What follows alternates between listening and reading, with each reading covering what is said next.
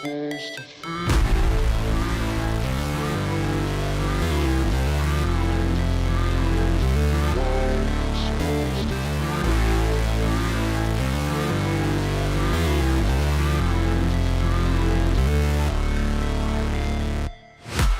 break, always fight, never quit, do it right, play the game, win it life, have no shame, there's no time, feel the pain, live the grind, I could change, in my mind, pick a lane, commit and climb, the only way to win it life, I never miss, that's fact, taking big swings, bitch, hand me the bat, put me in the ring, you'll go out in a bag, cause I sing what I mean, and I bring it to the mad light, ain't got time to kill, I got time to feel, I took the red pill, I know life's short, so I wanna live real, but how's it supposed to feel?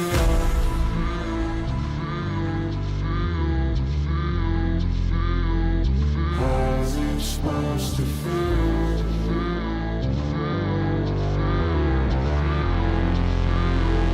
How's it supposed to feel?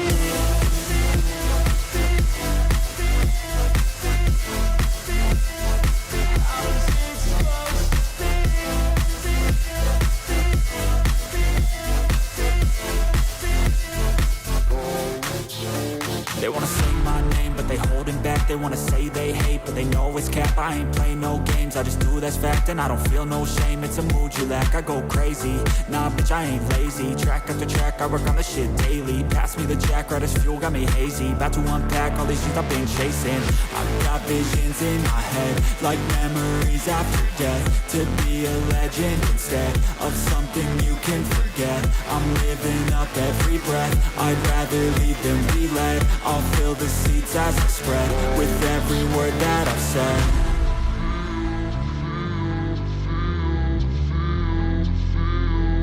How's it supposed to feel?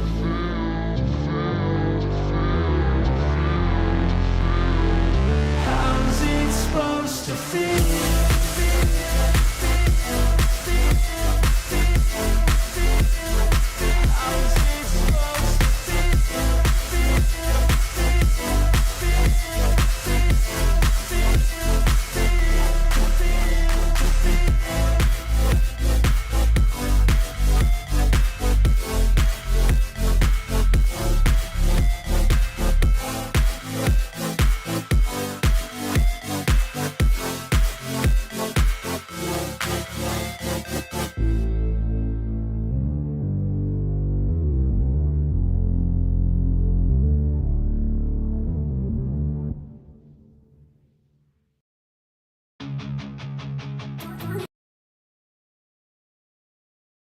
Oh, W Timothy in the big chat. Of course, it's gonna be a great day, guys. It's gonna be a fucking awesome day. And Artemis for complimenting my hard work and effort that I put towards my thumbnails. I put vidIQ into slavery, and they make my thumbnails now. And man, let me tell you something. It's worth the money. It is worth the money. That vidIQ slave, man, that is worth the money. Only got to buy a new one every month. You know, it's going to be a good day, guys. Oh, it's going to be a great day. Oh, huge, massive, gigantor announcement. Trump dropped and redacted a full-scale investigation that was done on voter fraud yesterday. That goes all the way back to the Obama administration. That's right.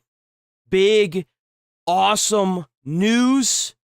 They actually found voter fraud.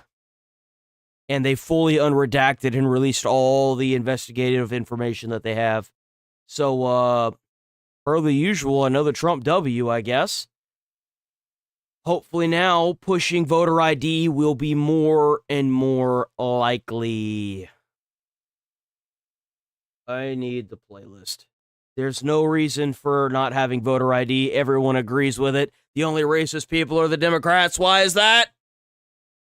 Also, before we get started, I have this beautiful video that I stumbled upon this If morning. you resist lawful orders, Shh.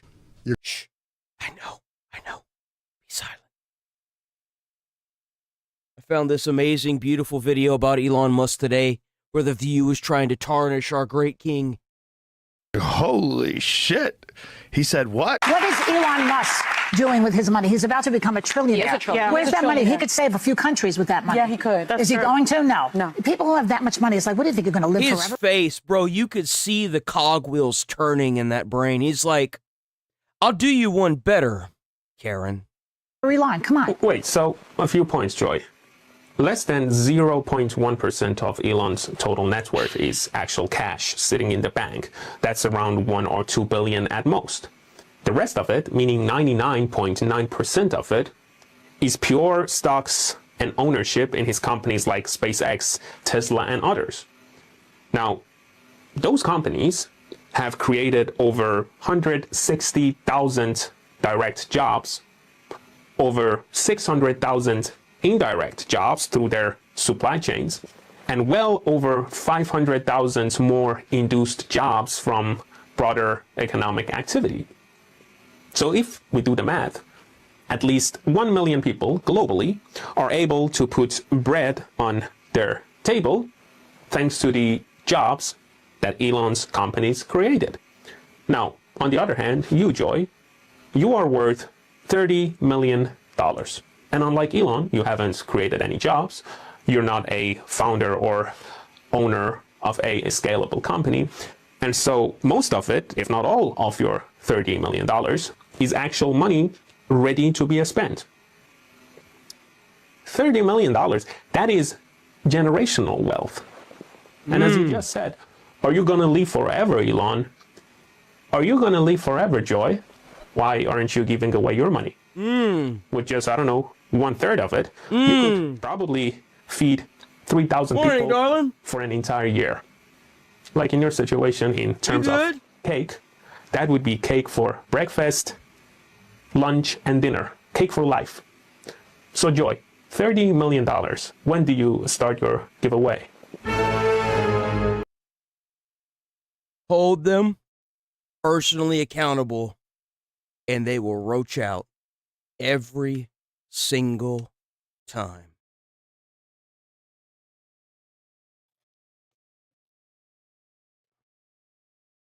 It's all talk, big dog.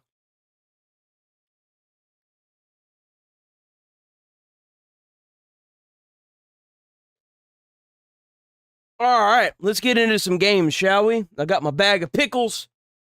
Ooh, what the heck is this? Dude, this looks crazy. What is this? Nature of Dread? Oh, Jesus, this looks cool. What? Fear not the arrow that flieth by day,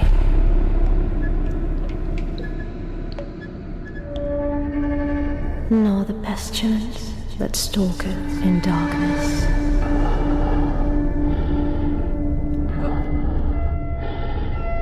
Nor the plague that Mastering destroyeth ugliness. at noon. Bro, low-key, this looks like Resident Evil. This looks almost like a 1-to-1 for like Resident Evil. Like, what? Let thy heart be as stone within my grasp. This looks amazing. How's it going, Tay? Or Trey? Morning, Trey. Morning, Jim. Morning, Hillbilly. Allison, morning. Tanya, morning. Nathan. Been a while, Nathan. What you been up to, man? You been hiding, our lady. Morning, Allison. We got God the Fish. Morning, God the Fish. Hope everybody doing good. I completely forgot about that this morning. Morning, Sticks. Morning, Two Worlds. W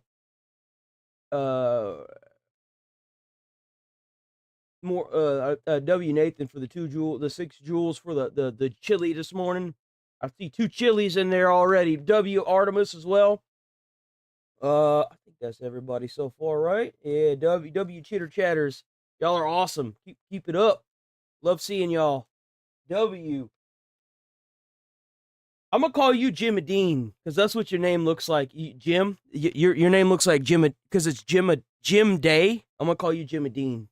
Behold, I like your name. that great day is near, a day of trouble and distress.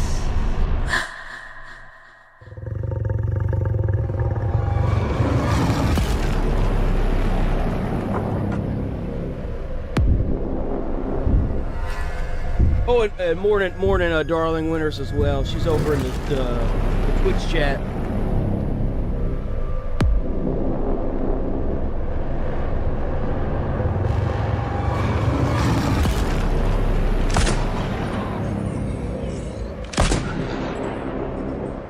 Huh? No more green names, huh, Wade? No? Most people in the chat have green names. Tanya Sticks, Allison... I thought there was another person. Oh, there's a lot of green names. Yeah, Darling's one.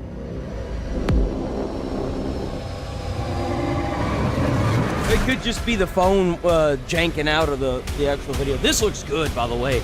This video looks good. This game looks good. Oh, what the hell? The graphics look awesome. Like, what?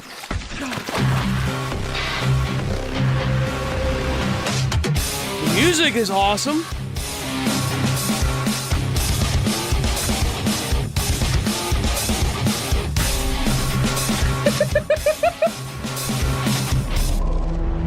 Yo, like, what? I'm gonna play this game.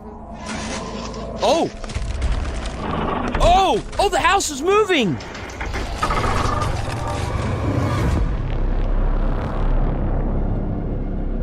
Oh, I'm definitely gonna play this game now. What? What?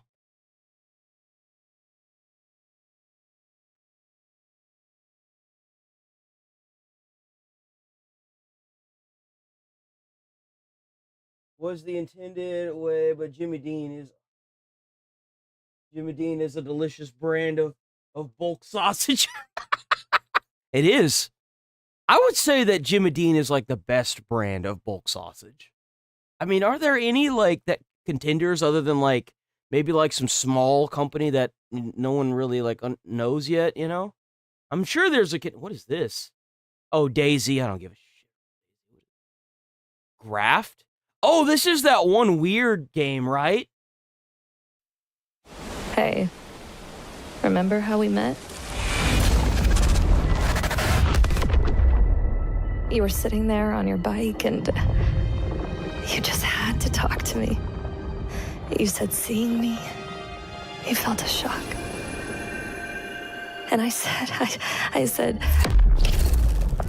no, not again, wake up. Come on, stay with me. There we go. Yeah, it's me. You're safe. I mean, not safe, but... No. You promised you could handle these changes. Listen to me, you have to slow down. You're slipping away. I don't even know who you are anymore. You don't know who you are. I don't like the actual gameplay. Not my cup of tea.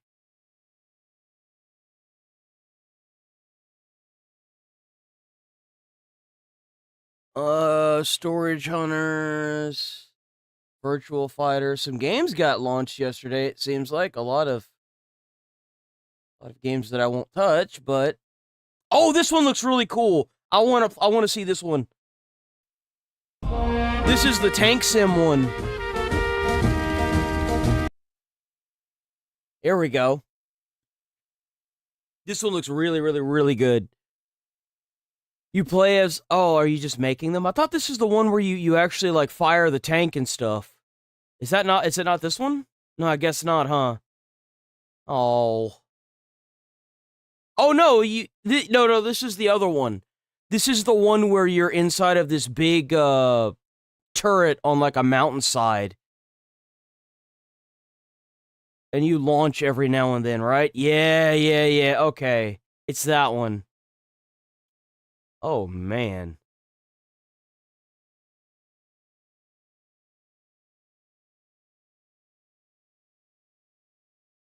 Glory to Castle.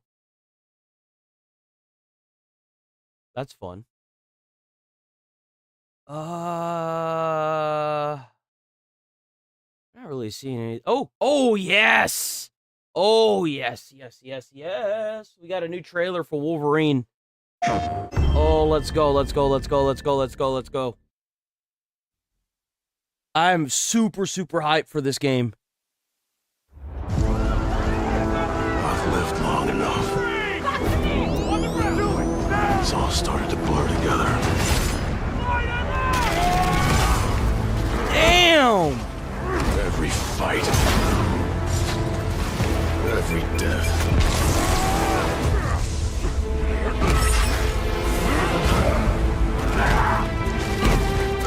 Trying to hold on.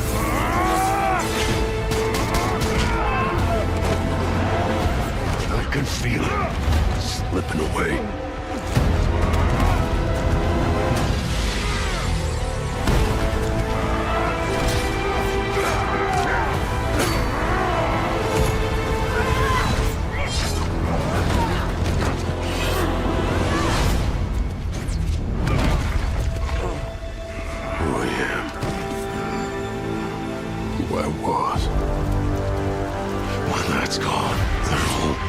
Left except rage.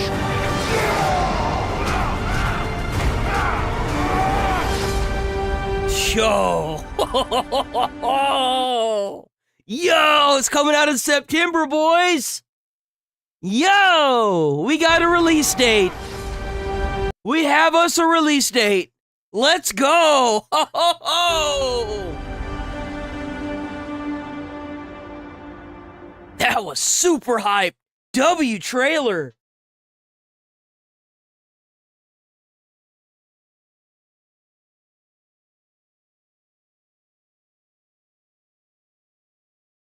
It looks like... No way. Well, you Star Wars fans.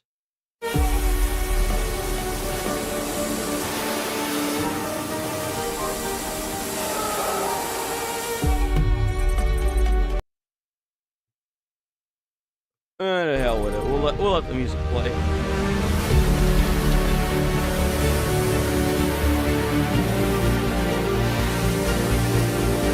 Man, there's even talk, Asmon obviously talked about it last stream that he was on. He wasn't on yesterday, so we don't really have any Asmongold videos today, but he talked about how people were saying that his room was going to be in the Power Wash Simulator. It's not going to be in Power Wash Simulator, but it would be funny. This looks really cool.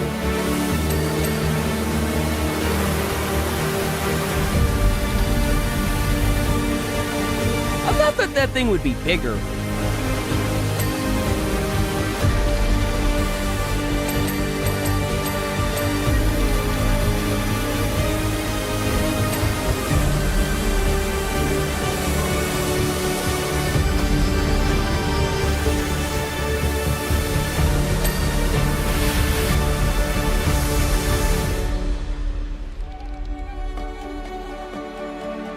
There you go. You Star Wars fans out there can geek out and nerd out about that. There you go.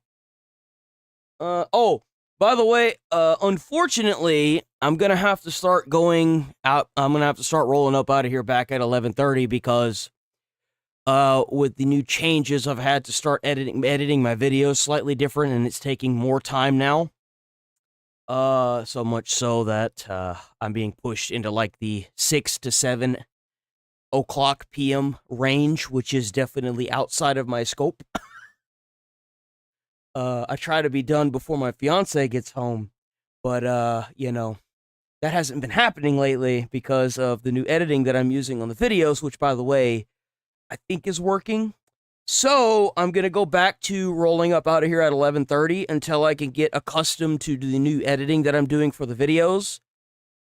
unfortunately, and I'm back to square one. I was finally getting to a point where I was going to be able to, stay longer, but unfortunately, that's just not the case anymore, and it sucks because I really liked the flow that I had. But we must grow, we must change, evolve, and overcome our obstacles the best way we can. And that's what I feel like might work out a little bit better. So It's 2,000 and years I'm into sure it'll only be for like a year until the algorithm changes again and it screws me over. the future with barely any semblance of humanity other than the robots they created and perhaps a few survivors who've scraped by in a post-apocalypse. A blight has swept the overgrown land, and living creatures have gone feral with a zombie-like virus where tree roots sprout from their bodies and make them hostile. But Emma, she's a little Let's hold off on this trailer. Or not this trailer, this little gameplay section. I've actually seen this game. This game is actually really fun. I've seen this game before. I've seen streamers we are play this. Randberg, the developer collective behind Wanderburg. Today, we are excited to give you an exclusive sneak peek at a brand new biome and the enemies waiting for you inside. Welcome to the desert. Now, every great game needs a desert level, right? But for Wanderburg, we asked ourselves, how would a moving fortress actually adapt to this terrain? Scorching heat, shifting sands, and brutal sandstorms means engines have to evolve to stay on top of the food chain. To battle the grinding desert floor, your enemies have ditched their wheels and grown legs. In the desert, you'll encounter entirely new threats, like galloping fortresses, walking hammer towers, and giant mobile cannons. And if you manage to survive long enough, you'll face the unique bosses of this harsh environment, like our friend, the Rusty Knight. Before we go, we want to say a massive thank you to our community. We can't wait to finally put the full game into your hands. If you want to support us, please join our Discord, try the demo, and wishlist Wanderburg. W developers.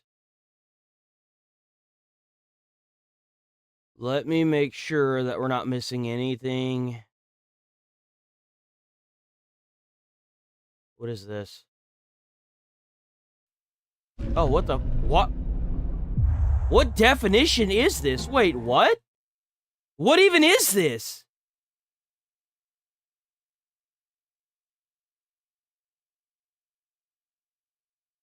Why does it look like that?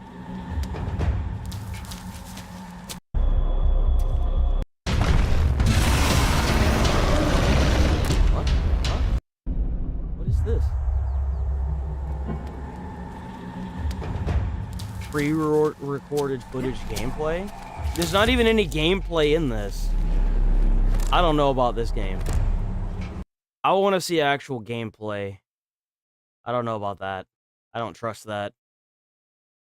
Feel like that video is gonna give my computer, my desktop, like a virus or something.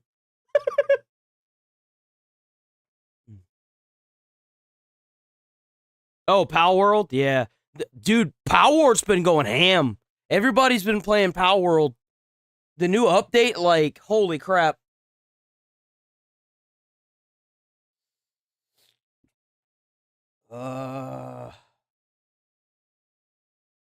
Okay. Now we can watch different. this. She's the protagonist in Beast of Reincarnation and is able.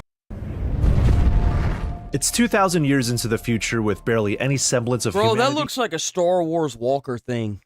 other than the robots they created and perhaps a few survivors who've scraped by in a post-apocalypse. A blight has swept the overgrown land, and living creatures have gone feral with a zombie-like virus where tree roots sprout from their bodies and make them hostile. We're gonna probably talk about it on Fox. Asmon wasn't live yesterday, and to be quite frank, it was way too late for him to watch it anyway. But I want to see if I can dig up information about it on Fox. And I think Decoy, we have a Decoy video, and we also have a Nick Shirley video, but it's not about the address. But yeah, Trump dropping the unredacted voter fraud stuff is insane. But Emma, she's a little different. She's the protagonist in Beast of Reincarnation and is able to wield this virus as a superpower where her hair can create platforms to jump off, boost her into the air, and attack her enemies. We've already seen this.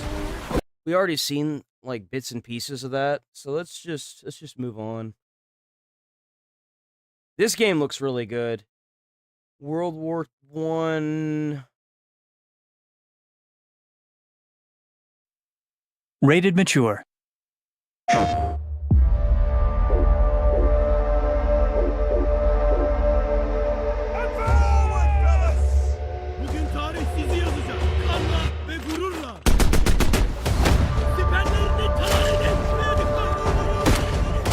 I don't know if I should be watching that. I'm all. I don't want to deal with another Twitch suspension. YouTube suspension. I mean, them and their stupid ass firearm policies, bro. It's so stupid. This game looks really good. What the heck? That's what the Soul's like. This is a snapshot of some of the 80 bosses in the game. Holy shit. There's 80 bosses in this game? This kind of looks like Elden Ring.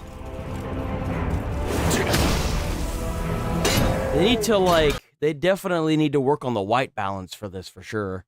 Something is just off with this. I don't know what it is, but like, I can't tell a single piece of foliage on the ground. Fast, aggressive combat looped with a massive world for your character to explore.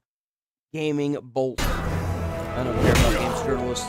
But start putting up like streamer names. I want to see streamer names from now on. I don't really like games journalists that much. Let's start doing like streamer names instead, right? Like everybody knows that games journalists are like paid and bought off and stuff.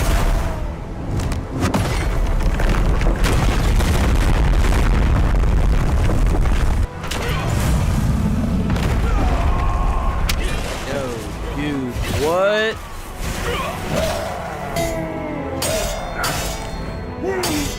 The combat looks nice, too. It doesn't look clunky. It looks very Elden Ring-esque. I would definitely play this.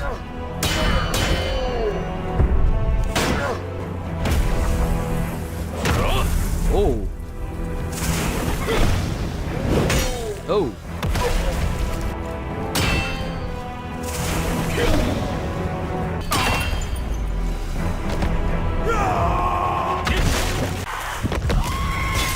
Oh, look at that sword. Oh! That is an annoying enemy.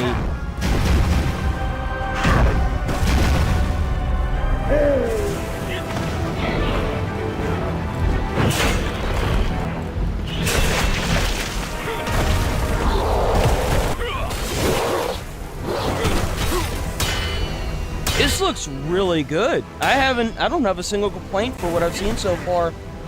This looks really well, I mean, other than like I don't know what it is. Like, I don't know why it looks this way. Like, you can see this, but everything else is just blurred. And is it the quality? No, it's HD. I don't know if it's like the recording or what. It just doesn't look right. But the combat looks exceptional. The combat looks amazing. I have no complaints about the combat at all. The weapons look really cool. The bosses look insane. I think this looks amazing.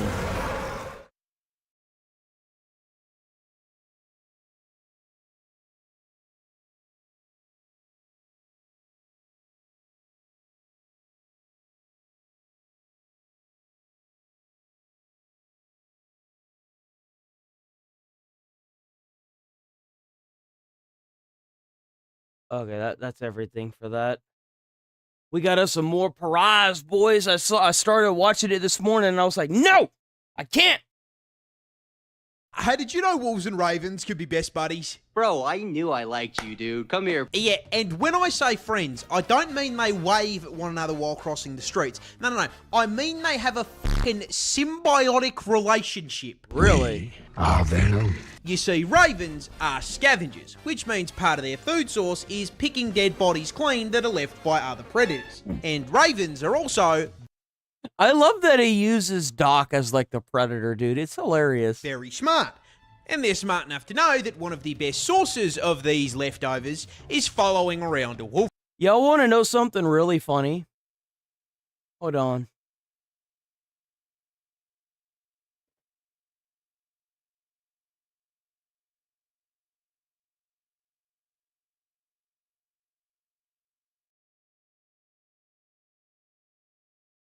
So Dr. Disrespect had a predator hunting grounds. He had a predator hunting grounds skin that where you could play as Dr. Disrespect in Predator Hunting Grounds as the Predator, right? And then he kind of outed himself for actually being a predator.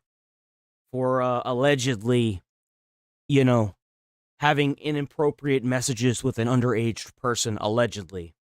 And that's the reason why he got permabanned on Twitch. And he kind of outed himself on X, right? So, like, it kind of all didn't age too well. Let's just say that. It really didn't age well. That process along, the Raven turns itself into a fucking surveillance drone. See, in order to help the wolves out, they will fly up into the air and use their Google Maps view to locate a succulent, defenseless meal. And once they find Bambi, the Raven will start spam pinging the fuck out of it, circling it, and flying back and forth between the wolf pack and their Disney meal, all while screeching at the top of their lungs, "He's down here!" The wolf pack will then take the hint their feathered friend is trying to give them, walk over, and, cancel the Bambi sequel. Damn. Damn. Which then allows the Raven to pick at the leftovers. Kind of like the broke mate who asks if you're going to finish that. It's not just a work friendship though. No. Ravens babysit wolf pups. They are the animal equivalent of the guy who is not related to you at all, but your kids still call him uncle. That's kind of crazy. Ravens have been seen playing games with wolf pups. They use sticks to play tug of war, playfully swoop the pups and get them to try to bite, and they even play fucking tag together. I'm not gonna lie, that's gotta be one of the cutest things that naturally occurred. I could make a fucking kids cartoon out of that. You're my friend now. We're having soft tacos later. Hey, did you know wolves and ravens? That's insane.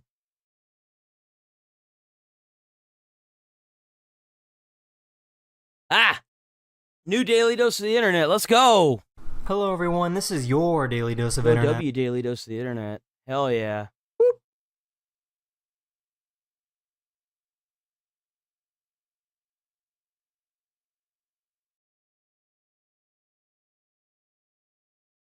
Sandland? I have not seen the game Sandland. Shaladoop. Boop. This fast food delivery driver ended up in the middle of a police chase, but that didn't stop them from delivering their order.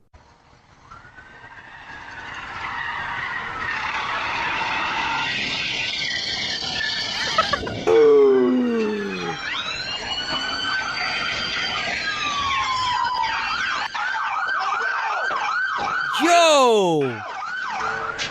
You mad as hell.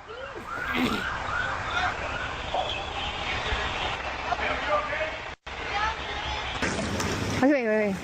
Be careful though, we don't want to go. Bro, I ain't even gonna lie. I'd be chasing his ass down. I'd be beating the hell out of him. You kidding me?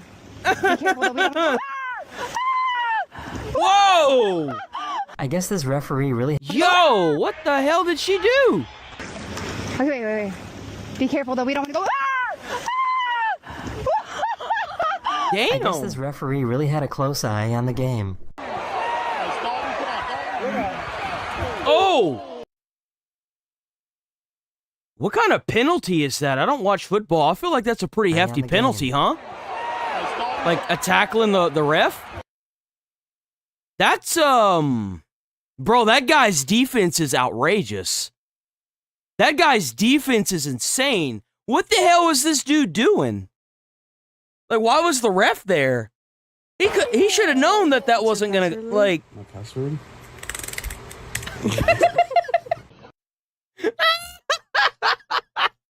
What's your password, Louis? My password? Yeah, I'm gonna stand, okay? Okay. I've never done Oh. Well, we're...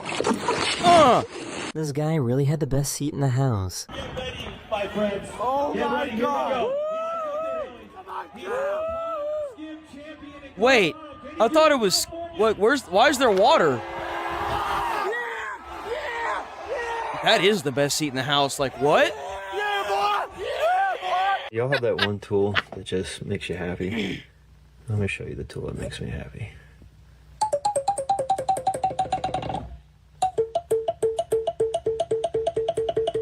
Bro, I ain't even gonna lie. I don't think I could have that in like a garage. I'd be sitting out there for hours doing that. You kidding me? Bro, I wouldn't even show up to stream. I'd just be sitting there playing with that thing. We just lost power. I'd be trying to make it do all kinds of different notes. So I figure. Oh. I'll show you my. Sounds like a favorite tool. metronome.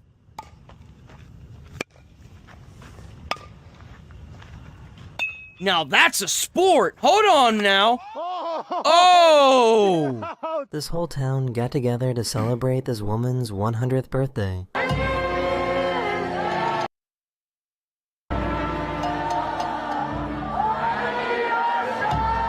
Yo, W community.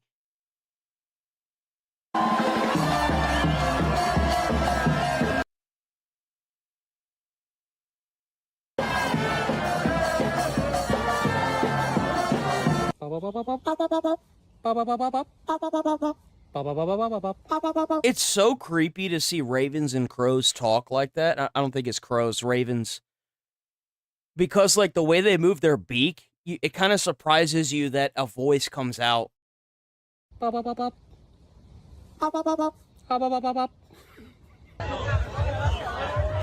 oh, oh. Nice! She was on a flight that went past Miami and managed to get footage of this thunderstorm unleashing a massive curtain of rain over the airport. Look at that.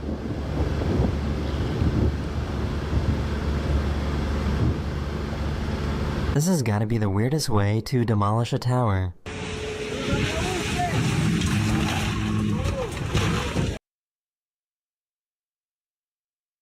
I hope there was no one in that, right? There's nobody in that.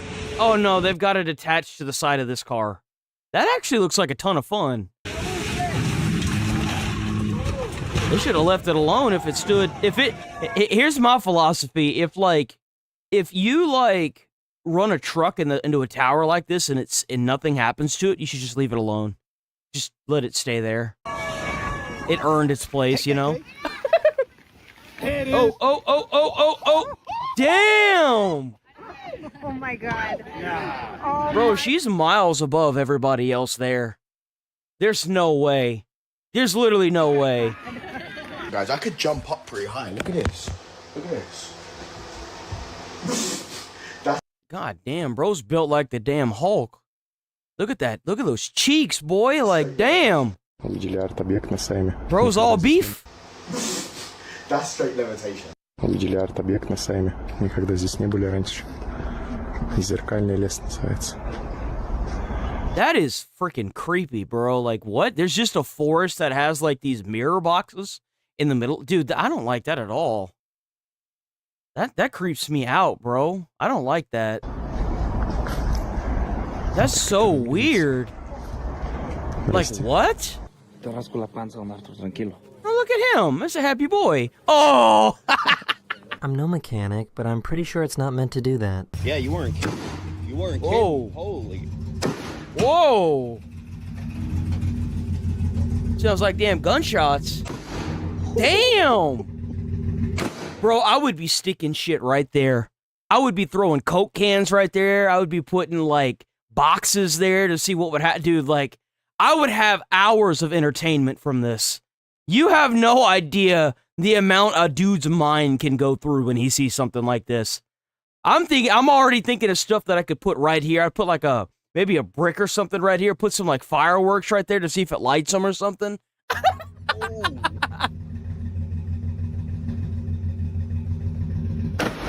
Damn, bro. Never seen. I don't even feel correct calling this. Bro, you just get real mad. Someone driving up to you that's got road rage, and then you just whip out a gun, right? That's not. It's like a toy gun, and then you just hear. worst scene. I don't even feel correct calling this a tree. Not a single branch shooting off. And then it's I can't look. Oh, you're a badass. Okay. Get it! Oh, he almost didn't stick that.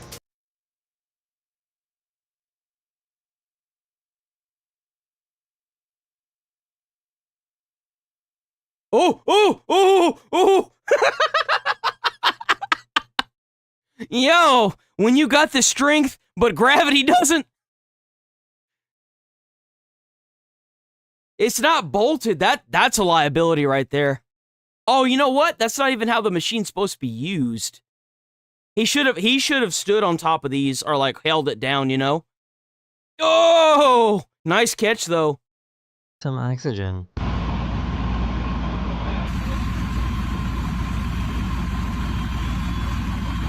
Bro, we got the damn birds falling out of the air from the lack of oxygen, bro. Oh, that's cool.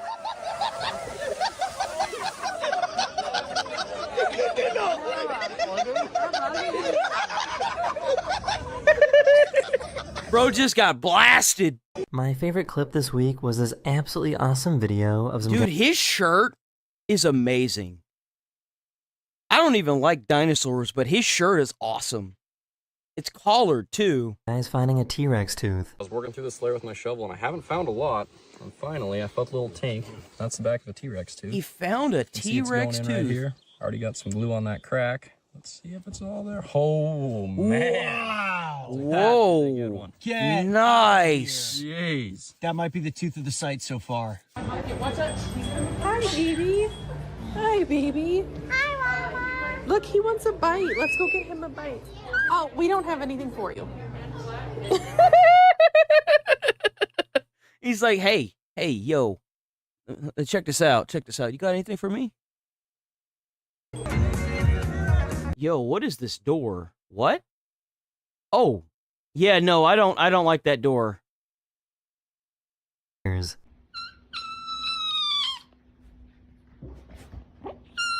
What? Bro's a minx, like. Oh, hi, little guy. Aren't you just the cutest thing in the world? Yeah. You want a friend? My gingerbread house. Beautiful. What are you doing? There's a lot going on. What the actual fuck? You know what? I don't hate it. I could do that. There's one thing that I would do differently, though. Instead of just sitting there, is that even a real baby? That's a real baby. That has to be. Instead of doing that, what he should have done is stuck the nipple through the gorilla boobies and then breastfed the baby. That's the one thing I would have done differently. That's the one thing. I don't see it. These guys were really hot on vacation, and they had an ingenious way to solve it.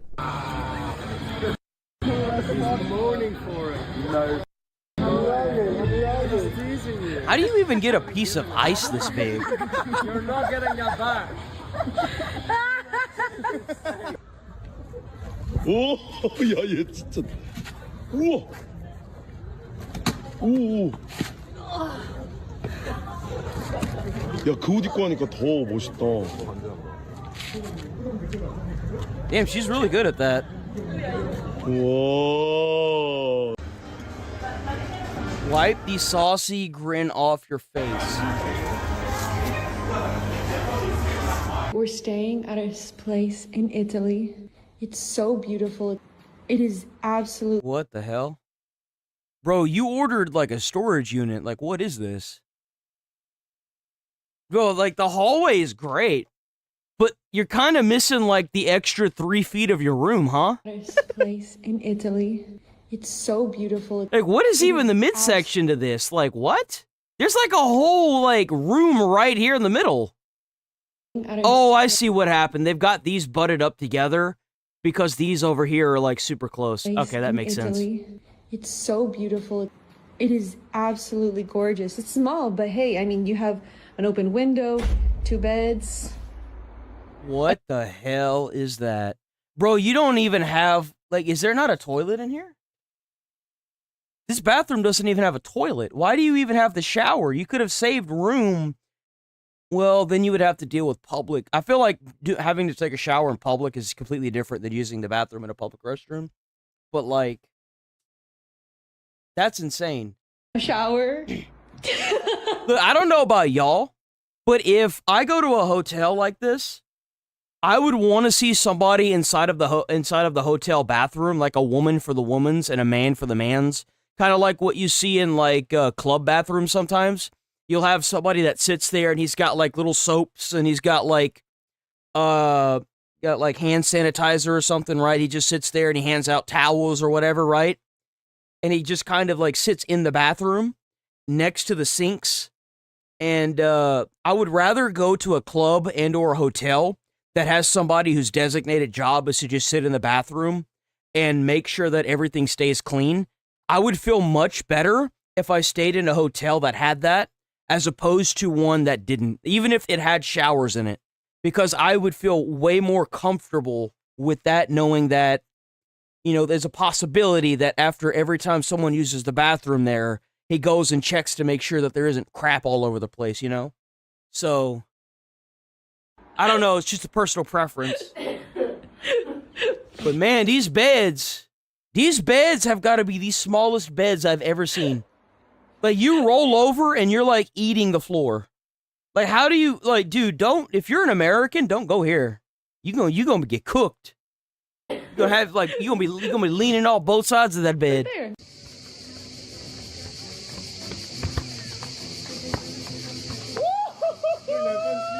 Nice.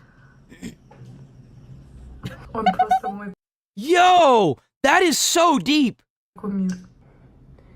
It's not even that deep. Wait. Just because he doesn't want to get his shoes wet? This might just be some of the best drone footage I've ever seen. That is so cool. That is beautiful. This almost looks AI. I'm not even gonna lie. This looks AI. Boom! Uh-oh. Uh-oh!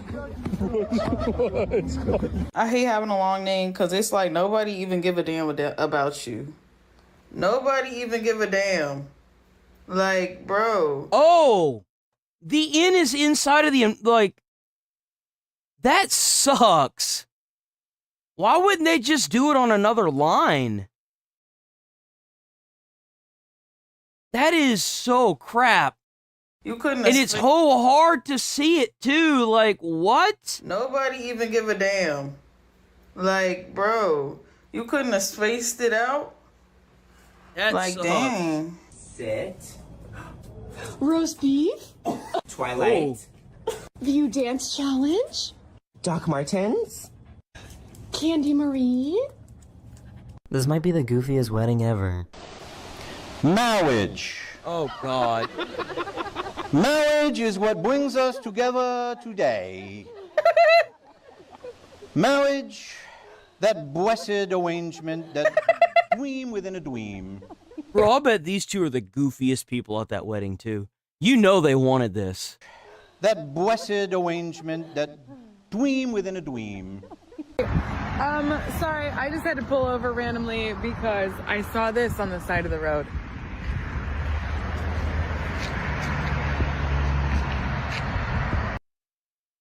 That tree's giving a pole dance. I can't believe it, man. We got nature. We so corrupted, we corrupted nature. Damn. That is, that's certainly something, ain't it? What? What is happening? This is a whole tree hug. Dang, or is it tree jujitsu? It's tree jitsu. He got him in a headlock and an armbar. And took his head off, dude. This laser weeder can The identify. hell is she talking about jujitsu? The hell is she talking about? Just look at the tree. This looks like an arm wrapping around the pole. This looks like her, the feet, right? And this looks like a stripper pole. Like, she talking about jujitsu, and I'm like, wow, you can really tell the difference in mentality there, can't you? took his head off, dude. This laser weeder can identify and eliminate weeds without chemicals, herbicides, or soil disruption. Handland was from the guy that made Dragon Ball. Huh. Love to look at it. Damn, so that actually burns out the weeds. What are you doing? Can I help you? Why do you have a golden blow-up doll? I mean, not blow-up, I'm so sorry. Balloon animal. What What is she talking to? Oh! Hi! I don't know what's happening, but I want to be a part of it. That's insane.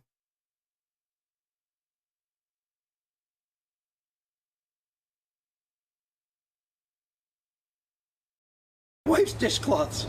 I'm gonna make this as obvious as humanly possible for you all to see. I'm gonna do this very slowly, because when it's done slowly, it'll be impossible. You should see the bottle up close. 1 second. You can still see the bottle? Good. I'm gonna go back again. I just wanna make sure you can see it. I'll do this very slowly. I'll wrap around the neck of the bottle. Okay. Trap the bottle. There's not a bottle in there.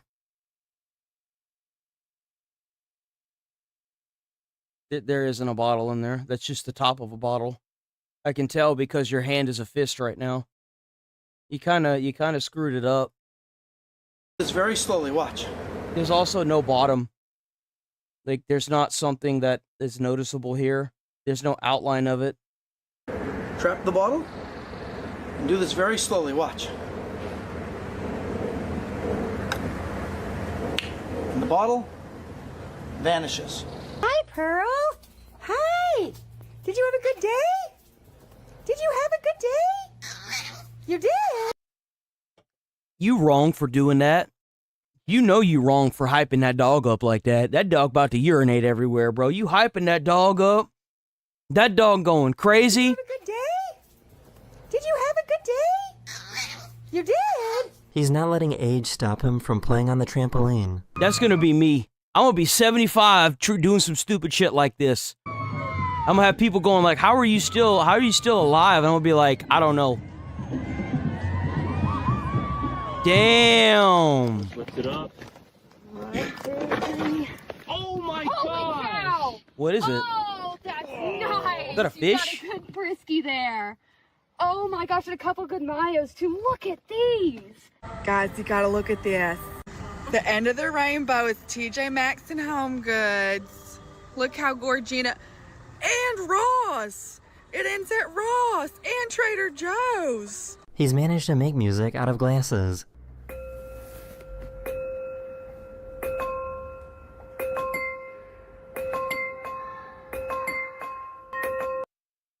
What? This is the coolest thing I've ever seen.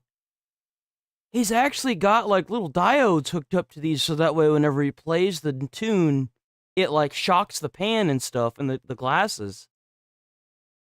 This is awesome. I wonder how long it took him to make this. This is awesome.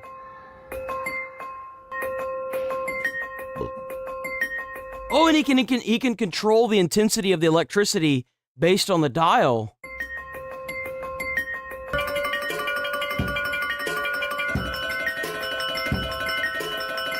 This is embarrassing. This is embarrassing. Mom, get in the frame, Mom. Mom, get in the frame. Oh no. Uh-oh. Well, we know the apple don't fall far from the tree in this family.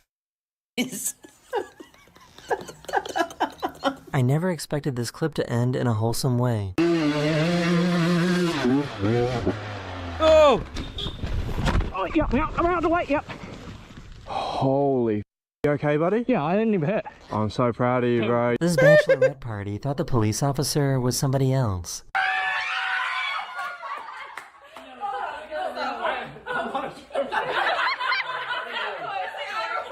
Oh, did they think that this guy was like a stripper or something, like a male stripper? Jesus. For some reason, I knew you guys were gonna say that. Just someone called about the cars. Oh, okay. Is that fiance? That's a handsome man right there. I'm gonna do hovering. What are you gonna wear for the plane? This. That's what you're gonna wear on the plane to Sweden? Yeah. Okay. This invention might just revolutionize barbecue.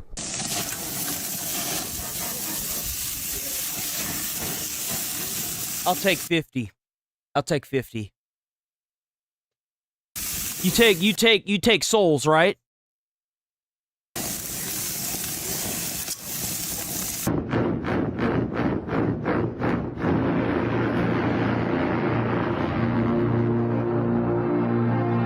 I'm not even gonna lie, I thought this guy was Vin Diesel. I thought this was Vin Diesel. There's only been one other person that I've ever seen have the same stock build as this dude, and it's Vin Diesel. Like, I'm sorry, dude, this looked like Dom from, like, Fast and the Furious. I kid you not. Bro could be like his twin brother.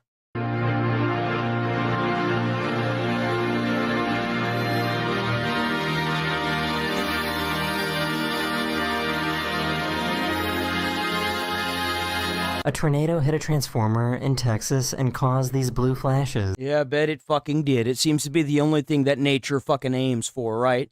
Bro, I kid you not, the apartment got struck with a bolt of lightning once. Took the power out. Because of course it did, right? The wind blows, the power goes out. So it's only natural that a goddamn tornado is going to immediately rip up all the fucking, the electric lines, right? Because why not? It's Texas, right? It's not like we have power anyway. We're only paying $500 for it. Oh no. Oh no. Fire. Oh god, it's taking over. Oh, I bet each one of those arcs is a different power line too. Hit a Watch. transformer in Texas Watch. and caused these blue 1, flashes. little 2, little 3, little power lines. 4, little 5, little 6, little power lines. Go get fucked, Texas citizens. You don't deserve power. Like. Fire. Oh god, it's taking over. Do we need to go downstairs? Griffin, show us that one more time. So show us the left arm. Okay.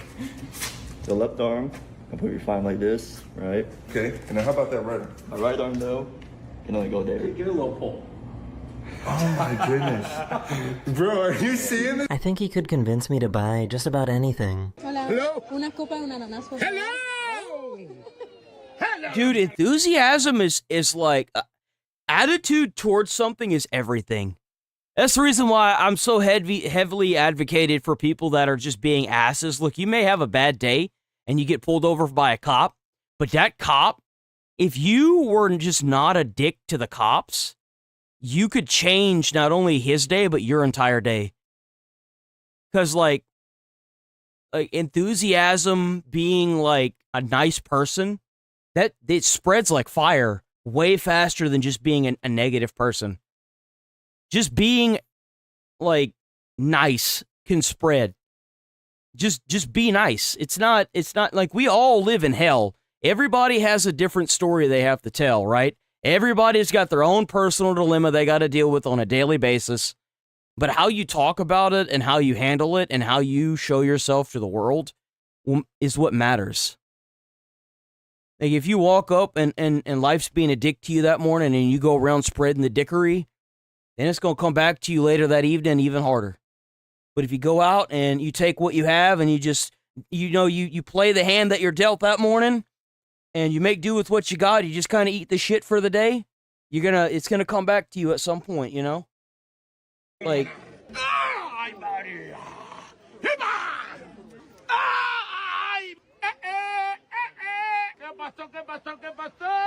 That's right, big dog.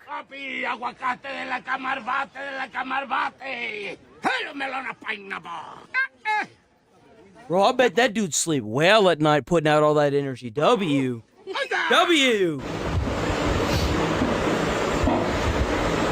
That looks so painful. I could not. That looks insanely painful.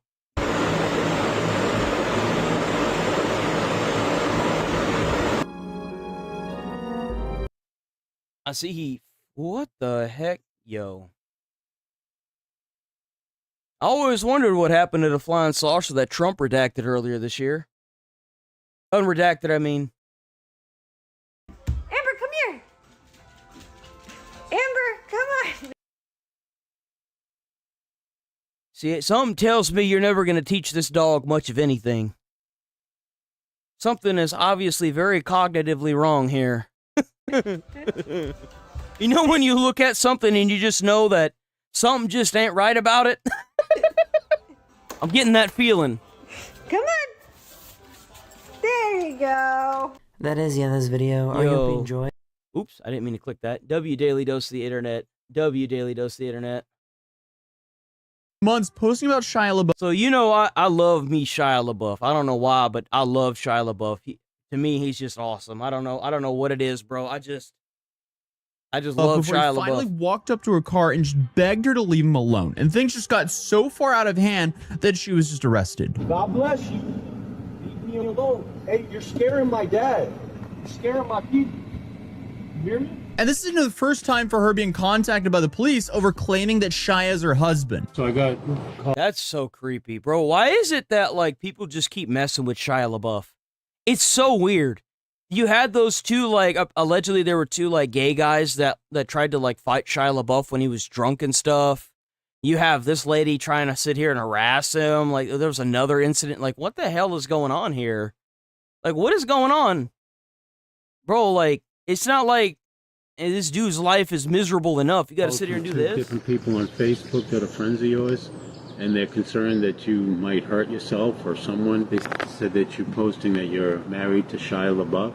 I'm not married to the clone Shia LaBeouf. There's someone that's had their identity stolen named Shia LaBeouf. I'm not posting, and I repeatedly say on the internet that I'm not posting to people in regards to Shia LaBeouf, the clone, or the celebrity. They're trying to criminally frame me and saying that I'm harassing. This lady is so cooked. What? This lady is so cooked. Holy crap.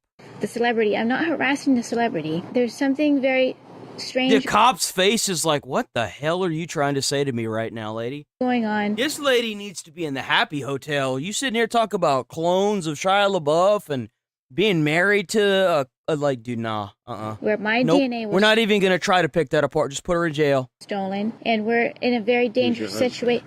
His name is Shia LaBeouf. It's not the celebrity name Shia LaBeouf. Oh yeah, because that's clearly a very common name, and she also apparently stalks the real Shia LaBeouf. I don't even think that's his real name. I don't think Shia LaBeouf is his real name. He has a different, like, it's a character name. What is Shia LaBeouf's real name? It's Shia Saeed LaBeouf. It's not even his real name. Like, it goes to show you how well concocted this BS is. It's probably just one big misunderstanding. So it's safe to say we have a wild video today, but it's also a weird one because there are some celebrity stories where you immediately know who's in the wrong. This one isn't quite one of those stories because based on that video clip that started all of this, you know what would have been more convincing for her story? Cannot believe I'm saying this. But if she said that she is married to Shia LaBeouf, not Shia Saeed LaBeouf, as opposed to saying, like, the clone, you know? Don't have too much context. So when I first saw this video, I honestly thought, okay, this is going to be another clip of Shia LaBeouf. It would have been way more convincing. Losing his temper. Because, like, that's the kind of stuff where you sit down in your car after you arrest her and you Google it and then you have the cop second guessing everything he's doing, right?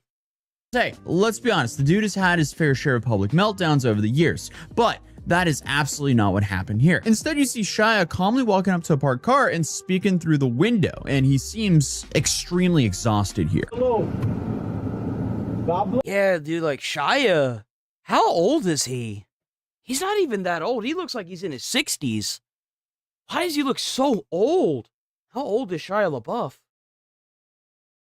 40. He's not far from it, but he just looks so exhausted. Leave me alone. Hi. How are you? Hey, you're scaring my dad. You're scaring my people. He's so calm too. He's not even like aggro either. He's just like, please leave me alone. He just wants to like, just leave me alone, please. You know what I'm saying? God bless you. Leave me alone. Yo, Okay, W. so Shia you see a LaBeouf. celebrity walking up to another person and begging them to stop contacting him and his family. So naturally, the internet immediately started to question, who is this woman? Well, her name is Alyssa Couture, and she's actually the one who uploaded the video to her own Instagram account. And according to her caption, she wasn't at Shia's house, and also claimed that police had shown up before he approached her. And as of recording this video right now, just a few hours ago, it was announced that she was actually arrested shortly after this video. Oh, it's about time. This lady's crazy, bro. But currently, we're sitting on very minimal information. So I guess rather than relying on internet talk, I did what any normal sleep deprived YouTuber would do. Yes, it is currently 5:24 in the morning. I've been up all night. So I opened her Instagram account. I get it. And that apparently took me a lot longer than what I thought. How many hours have I been working on this video? Regardless, I mean, it was safe to say I was not prepared for what I was going to find, because apparently Alyssa Couture, she isn't just someone who made a throwaway account to post about Shia. No, she's built a solid online presence. And as of right now, her Instagram has more than... Bro, I sit here doing these videos every single day, and I see somebody posting AI-generated videos that get like millions of views, or I see an account that makes no sense getting all these views, and I think to myself, man, it's a good thing I'm working harder, not smarter, right? Doing all these hours, and the thing is I just don't have an entire account built around stalking Shia LaBeouf. That's the problem with it, right? Is I don't have an audience. I don't connect with my audience, right? Clearly there's a bigger culture for somebody that stalks Shia LaBeouf. 20,000 followers and over 5,000 videos posted to it. Let me give you some context. I have uploaded 5,000 videos. What? Probably like 1,900 videos to this YouTube channel. And I've been doing this for way over a decade. My videos are like insane. I've got so many videos because I used to post because I would take every stream and I would make videos out of every single thing that I would react to and post it. And then I finally stopped doing that after like almost 6 months. And then I started doing, then I've also got GamingWade. Like I've been on this channel on and off since 2016 when it was made. So like, if I didn't have I think I've got over 5,000 videos now, I think. It's probably 1,000 to 5,000 around. I'd be kind of ashamed, you know? I've been this full-time for 11 years, and I have posted 1,800 videos to this account. She has somehow posted 5,000 videos to her Instagram. And I still do like 4 videos a day plus the shorts and the streams. That is so much content. Now, I realize a lot of this content is absolutely insane, but still, it is so much content.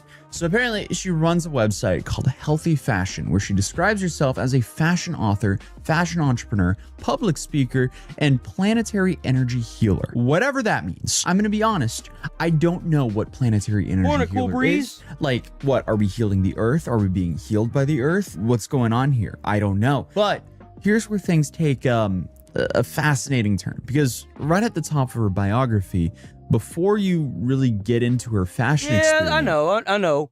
Like, trust me, like, because I got monetized this past year. So, like, that was, like, almost the best thing that has happened so far was just getting monetized. Well, I mean, I guess technically the second best. The first best is, like, going live to, like, all the peeps that show up now. That's really awesome. And having channel members. I never thought I'd have channel members. I was like, man, I'm gonna be stuck here, aren't I? So, like, I don't think y'all realize, like, how grateful I am to have all of y'all show up like this.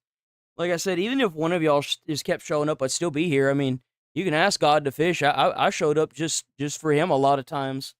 And not like, trying to, like, put him on the spot or throw him under the bus or anything. I'd still be here even if there were 0 people. But, like, I'd still be trying different things, right? But just saying that, like, you know, W chat. She claims, in quote, "My husband Shai and I wrote our book, Healthy Fashion." What the fuck? Dude, this lady's crazy. This lady's insane. Excuse me. What? What's going on here? Okay. I kind of want to read the book. It's gonna be like that scene in The Shining What does it say? What did it say? What did the Shining book say when he was typing it out when he was going crazy? It was like Johnny something or another, right? All work and no play makes Jack a dull boy. It's just like all work and no play makes Jack a dull boy over and over and over again for like 1,000 pages. By the way, if you haven't seen The Shining, oh my God, it's an amazing film. Please go watch been it. Spending his weekends writing holistic fashion books that literally nobody, including Shia, knows about. I have absolutely no idea how that sentence came to exist. Like, did he speak to her through her mind? I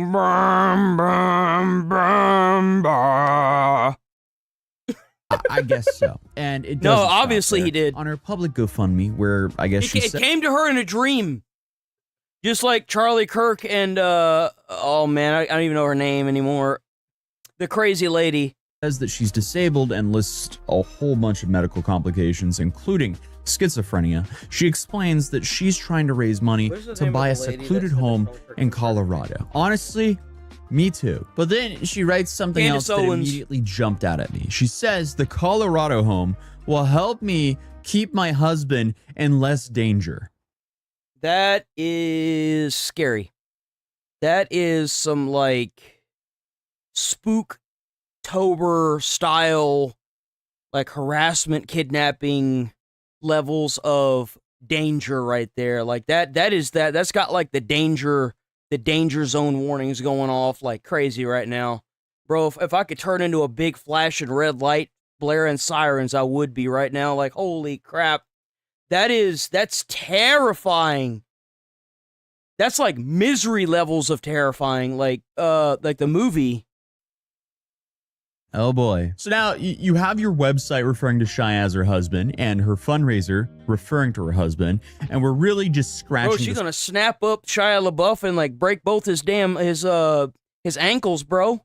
Gonna put a board in between it and swing it down like in the movie. Surface of what she's been posting online, because as I mentioned, 5,000 posts to her Instagram account. She's gonna be like, I need you to finish my book, and he's gonna be like, what book, you fucking crazy bitch? What are you talking about? You broke my legs. It's crazy. So naturally, I wanted to see what her Instagram actually looked like, and I don't think I've ever seen an account quite like it, because again, 5,000 posts. You can scroll for minutes and barely make a dent. At one point, I thought I'd watch enough videos that I would see, you know, a good chunk of her life, and then I realized, oh, I'm only 2 weeks back in time. I have essentially spent hours tonight doom scrolling her Instagram account. Not my proudest night, but here we are. And of course, it's all downhill from here, because a lot of her videos start off the exact same way. And you know what really sucks about this is she's gonna keep doing it because she's getting more and more followers and money from doing it. And you know what the police are doing? Nothing. They're going to pick this lady up, drop her off at the nearest gas station, and she's going to walk straight back to Shia LaBeouf. Like, there's a reason, like, at the beginning of this video, how Atosi said that prior to Shia LaBeouf walking up to her window and asking her to stop, the police showed up. He walked over because the police would not handle this crazy lady. Obviously. And the sad part is that she's making money off of straight up harassing Shia LaBeouf. It's creepy, and it's awful, and it's very dangerous, the fact that it's being catered to. You should immediately she should receive a permaban from any platform where she's doing this. It's gross. We live in the day and age where committing crimes on stream or on content gets you clicks and views, and the police do nothing about it. It's insane. Shia. Hi, Shia. I realize I'm just going to be having to waste money. I'm going to be going on a road trip. I cannot stay here. It's not safe. My car's going to get stolen, Shia. I'm going to lose all my property. I just got McDonald's and a Diet Coke. I'm very, very stressed out. Okay, so apparently she's on a road trip and she's documenting absolutely everything. Hi, Shia. It's 8:59 p.m., July 10th. I'm very, very tired. And it continues. Hi, Shia. It's 8:55 p.m. I just got out of the shower. I'm going to go trim my hair and then make you... This lady looks absolutely freaking crazy. She looks crazy, bro. Like she's like Michael Myers before he like stopped talking. It's so weird. Like her blank stare, emotionless face, just talking to like fill words. It's so weird. Dude, every red flag in my body is going off with this lady. Video. Love you, Shia. Thank you so much, Shia, for watching. This is one hell of a trip report, but she'll talk about her day, where she's been, what she's bought, things she noticed, or things that she believes have happened to her. Then she'll post these like photo dumps that are just dozens of photos of just random things in her car, and she titles it Things in My Car, Part 3 of 3. Because at first I'm thinking, why? Why are we getting a 3-part documentary on the contents in her vehicle? But then I kept scrolling and I found another post that made these uploads make a little bit more sense. So she writes, I'm so sick to my stomach with nerves every time I leave my car and have a panic attack when I go to the stores, thinking my property will be stolen. I bought a bright colored suitcase. If it gets stolen, the color will be easy to find. Okay, This lady has some like massive like form of like schizophrenia or something. There's no way that she is mentally competent to be driving around like this. She has like some form of schizophrenia or like bipolar mania. This lady needs to be admitted to like a mental institution. She doesn't need to be out and about. She's gonna either get herself hurt or somebody else around her. She doesn't have any family or anything that can admit her to like a mental hospital. This lady needs help. Like, she needs help. Anybody that scrolls through her Instagram and sees this should know that. Holy, this is just disturbing. She essentially believes her stuff is going to get stolen, and she is constantly documenting every single item that she has with her. And of course, she's claiming that Shia is her husband. So I guess with that context, these inventory like I'm not even mad at this lady. I'm genuinely mad at the systems that we have, because there's no reason why this lady can't get, isn't admitted. Like, how do the police come up and talk to this lady and not immediately think that she needs to be admitted to like a mental hospital? She needs help. It's completely obvious she needs help. She may not know it, but like, this is one of the instances where I'm actually being very genuine about this. This lady needs help. Don't seem that random anymore. It almost kind of looks like she's cataloging what she owns, because she genuinely believes there's a constant risk that someone's going to take her stuff. And that's a pattern you start seeing over and over again throughout the account, not just with her belongings, but also with every single part of her life, it seems like. Because as you keep scrolling, you start noticing there's a lot of her posts revolving around people she believes are targeting her. One post says, a criminal hacker made a typo in my email to the home loan agent. What does that mean? Like, I get what that means in the English language, but what does she mean with this? And another one says, I bought the meal deal. I drove through LA's largest cemetery. I am going to a portal location now to walk in a circle and energy clear the environment. Got to get the box. Got to put her in the box. Got to take the key and throw away the key. Keep her in the box until she's better. That's how you do the crazy dance. I mean, that is one thing to do with a meal deal. Who knows? Maybe that was just a sponsored post and McDonald's is getting creative with their marketing. But then you have another one where she says that she went to make a coffee and noticed that her cord on her travel kettle had been cut. And she immediately wonders if the criminal did it. And she says that she now needs electrical tape. Yo, that's dude, that is schizophrenia. That's schizophrenia. There's no way. Because I knew somebody that I witnessed this happen. It was my mom's friend's husband. We were in the dinner. Like, this table was massive, dude. Like, this was a massive, heavy-duty wood table. We were all sitting down eating dinner. And her husband stands up with this blank stare on his face, looks right out the window and says, they're here. The fucking mafia's here. The fucking mafia's here. Runs into the other room, grabs a gun, comes back, flips this massive table over like it's a piece of like plastic, and immediately starts aiming the gun out the window, right? Like, this dude was crazy with, like, he was diagnosed with it. He has it. This person needs help. This person obviously needs help. Without a doubt in my mind, this person needs help.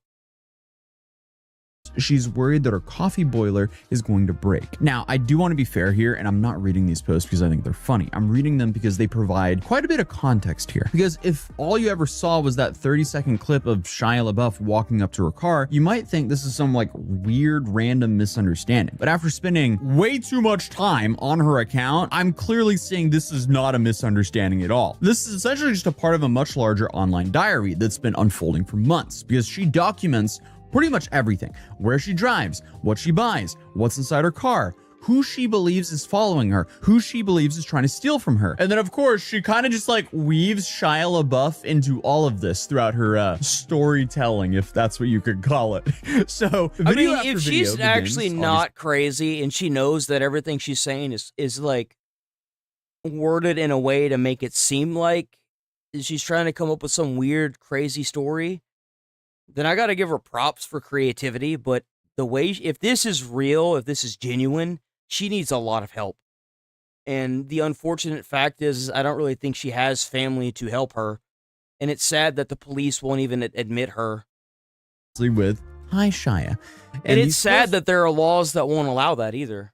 Refer to him as her husband, and her website says they wrote a book together, and there's even a picture that she keeps behind her in some of her videos. And I guess this online world appears to have crossed over into the real one, ending with Shia standing outside of her car asking her very calmly to leave him and his family alone. The whole thing honestly just kind of left me with one big question: how does something like this even happen? Because if you go back far enough, Alyssa's online presence wasn't built around Shia LaBeouf, because she describes herself as someone who spent more than 15 years in the fashion industry. She talks about attending fashion school, producing fashion shows. Yeah, schizophrenia, like, it just kind of happens. Like, you could be a perfectly normal person, and then at some point it just hits you.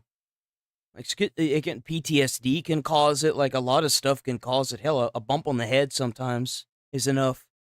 Like, the brain is definitely one of the few things that humans haven't really unlocked, you know? It's sad. Running it her own sucks. clothing brand and writing a book. So whether you Hell, I just found out that based on like your family's like past traumas, it could be inherited in like mental illnesses. Had no idea about that. So like, the human body truly is something to behold. Agree with her ideas or not, it's a real website with years of content. Then, somewhere along the storyline, Shia LaBeouf becomes her husband. Because again, according to her website, he's her husband and co-author of this book. And obviously, she's speaking directly to him in so many of her videos, like hundreds of videos at this point. And it looks like essentially someone's documenting what they genuinely believe fashion book, however. And yes, I can only imagine how thinks there's a clone of Shia that's famous, and she's not married to that one. So to be honest, it's kind of hard to figure out exactly what she believes here. The last thing that she publicly posted was a blurry photo that appeared to show a police vehicle with the caption, "Police showed up prior to this person." And since then, her account has gone quiet, and that's likely because it was just officially confirmed that she was arrested on Monday the 13th. And how long is this woman Shia LaBeouf asked to leave alone, arrested for stalking? I wonder how long she got. She probably got admitted at this point. I mean, any judge that would browse her Instagram and see what she's posting, they should automatically admit her to a mental institution for any kind of help. Like, she obviously has schizophrenia. How long did the lady that was stalking Shia LaBeouf get in jail / mental institution? I hope she gets the help she needs. This is genuinely really sad to see.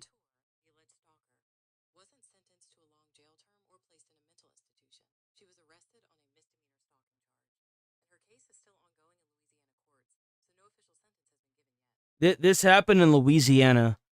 I really think that if the judge lets her out, then we need to put the judge in jail, and we need to send her to like someplace she can actually get help. July for stalking. And I guess based on her posts, it appears that her family is very aware that she's been struggling. But it also does suggest So she does have a family. That's good. Something that there's- happens suddenly. There's somebody out there that can, cares, which is good. Overnight, because whatever's going on here seems to have been unfolding for quite some time. I genuinely hope that Shia and his family can get some peace after this, and I do hope that Alyssa gets whatever support and help she may need. I agree with that. Yeah, no, W. Tozy for saying that as well. Like, I could understand if you're just being aggro, but it's clear that this lady needs help. She needs help. And unfortunately, the systems that we have are not going to provide that for her.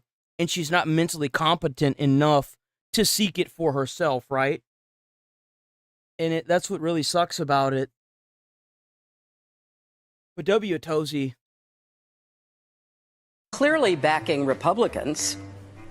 Why don't we ask China to back us? I hereby tonight ask China. That's right. That didn't age well, did it? 2018, China was working to influence the results of the U.S. midterm elections and later the results of the 20... Just like the multi-billion-dollar corporation that was down in... that allegedly was paying for the protesting over in, I think it was California. There's a company, a business owner in China. By the way, China is a form of capitalist. Most of their economy is like 60% capitalism. You can own private property in China in businesses. So like anybody trying to say that China's not capitalist, it's false. Almost their entire economy is from business. 2020 presidential election itself. Kinda hard to frame Trump's claims of Chinese interference as insane when they basically begged communist China to interfere in our democracy, as this is exactly what the Democrats wanted. It's like I've been saying, they've been saying what they're trying to do. They've been saying what they've been doing. Nobody's listening to what the Democrats are saying. When you have socialist Democrats that are saying that America deserved 9/11, and they're backing people like Hassan Piker, they're telling you, they're showing you what their allegiance is. When you've got somebody like Mamdani that can't even condone terrorists in New York and allows the police to get brutalized in New York, they're showing you and telling you what they want, what they believe. Listen to what they're saying. They just didn't want you to notice. So let's quickly go through Trump's speech, the mainstream media meltdowns, and most importantly, the subsequent investigations. The real question is what is going to be done about it? If there are people like Obama and Hillary Clinton that actively knew that there was voter fraud, that there was actual tampering with the voting system in America, what is going to be done about it? In my opinion, if you're a political official and you came in here and you tampered with voting, you allowed a place like China to come in and mess with the voting systems here in America, you should be put up for capital punishment and you should be executed publicly if found guilty. You should. There is no excuse for this. What are you going to do about this, Donald? I'm announcing the immediate... Saying that you're going to prosecute people doesn't mean anything if you don't actually do it. Declassification and release of critical intelligence revealing shocking vulnerabilities in our election infrastructure. Our purpose in disclosing this information is not to weaken confidence in election, but to earn that confidence by confronting vulnerabilities and correcting them very, very quickly. And that's what we're doing over a period of years, starting during the 2020 election cycle. I guarantee you, Trump trying to pass the SAVE Act or whatever that bill is he's trying to pass with the voter ID in it didn't look too good because they weren't going to pass it. So he was like, okay, I got you. Unredact the entire investigation proving that we had actual tampering of voting in the elections and to see where things go. It's kind of funny how he does this, you know? He's like, okay, you don't want to give me what I want? Here you go. And you know why he has to do this?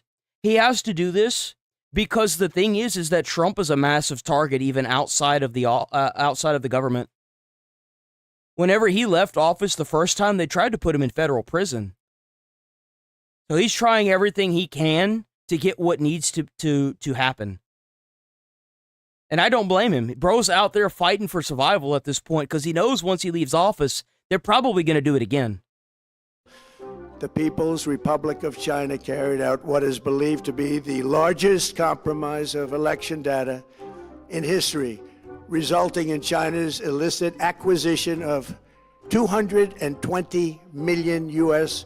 voter files. That's insane. That information includes names, addresses, phone numbers, political party preferences, and other sensitive data that would be needed to register to vote and Save engage America Act, thank you. in other nefarious activities, which is exactly what was happening. And the Democrats can cry and deny this all they want, but it doesn't change how, one, this is exactly what they wanted the Chinese to do, and two, they also accuse China of doing. It's been overwhelmingly clear this election, I won't even get into the last one, this election, that Russia has been involved, China has been involved to some degree. But once they won, they switched to safest and securest election ever, just like their safe and effective slogan. Even before Trump won the election, he even said that it was rigged.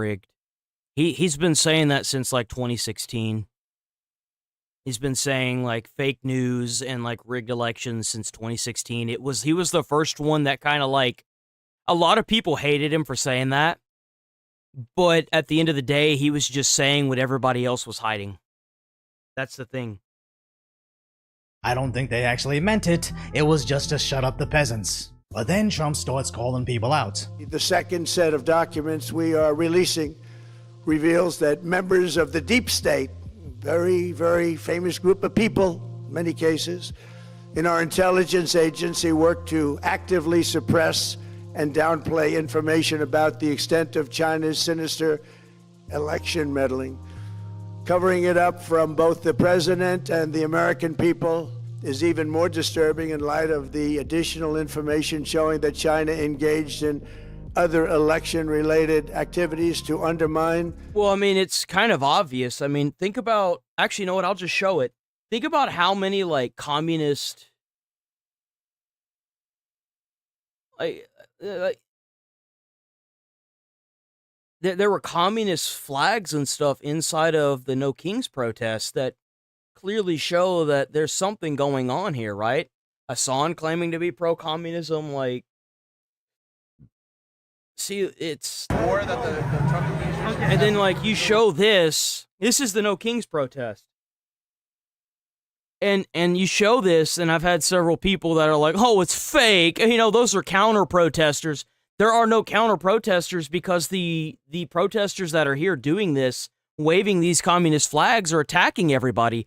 There was a lady that just wanted to record a few protesters, and she got hit with a rock. I don't understand how you could come to these conclusions. Lady hit with a...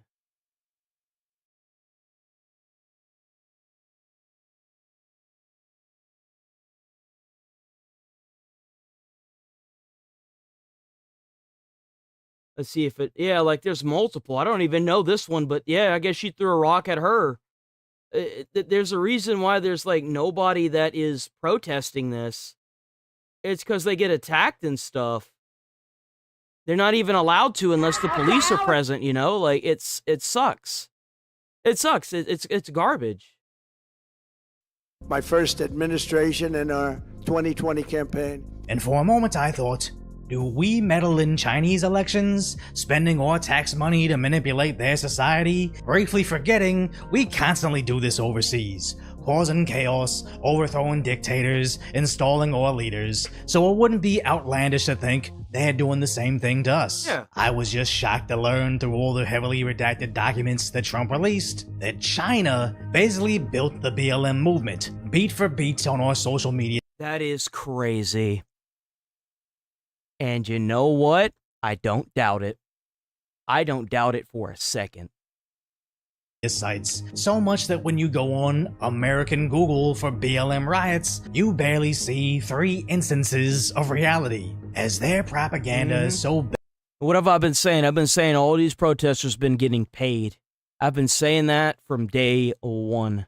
There's a reason why whenever these massive protests happen, none of these people no businesses go on social media or talk about the fact that people aren't showing up for work. It's because this is their jobs. Their jobs are they're being paid to protest. Baked into our society, our sitting president can give us evidence that this is a Chinese psyop, but certain Americans have already decided it's more convenient to believe it's more convenient to say that it's fake Chinese propaganda than actual crime stats. But now Trump is bringing up Obama. But it gets even worse. Raw intelligence obtained by the FBI in 2020, yet buried by rogue bureaucrats, stated that China's activities even included an attempt to manufacture illegal ballots for Joe Biden. Documents show that during this period, dozens of significant CIA and NSA reports about China's election targeting were kept out of the presidential briefing. Recently, we found significant numbers of burn bags in formation, and this is a group of bags that were used to destroy information given by President Barack Hussein Obama. He loves to that be name. burned. It was supposed to be burned. These bags were supposed to be at a different level by different people, incinerated and checked, but it never happened. Maybe we got lucky. We believe this was not done on purpose, but rather through gross incompetence of the people that were supposed to burn the bags. As many MAGA supporters have been wanting exactly this, but I always believed if he wasn't going to jail Hillary, there was no way he was actually going to go after Obama. Well, He's not going to go after anybody. That's the issue with this entire thing, is that Trump's not going to arrest anybody. He's not going to put anybody in jail. He's not going to have anybody put up on capital punishment charges for treason. Nothing is going to come of this other than more internet swirl, and I think that's what Trump wants anyway, because his goal isn't to put them in jail. His goal is for voter ID, and I get that, but at the same time, who's to say that the next party that gets into office that's Democratic doesn't just take it away? You have to stop band-aiding all of this, and you have to hold the people that are doing this accountable for their actions.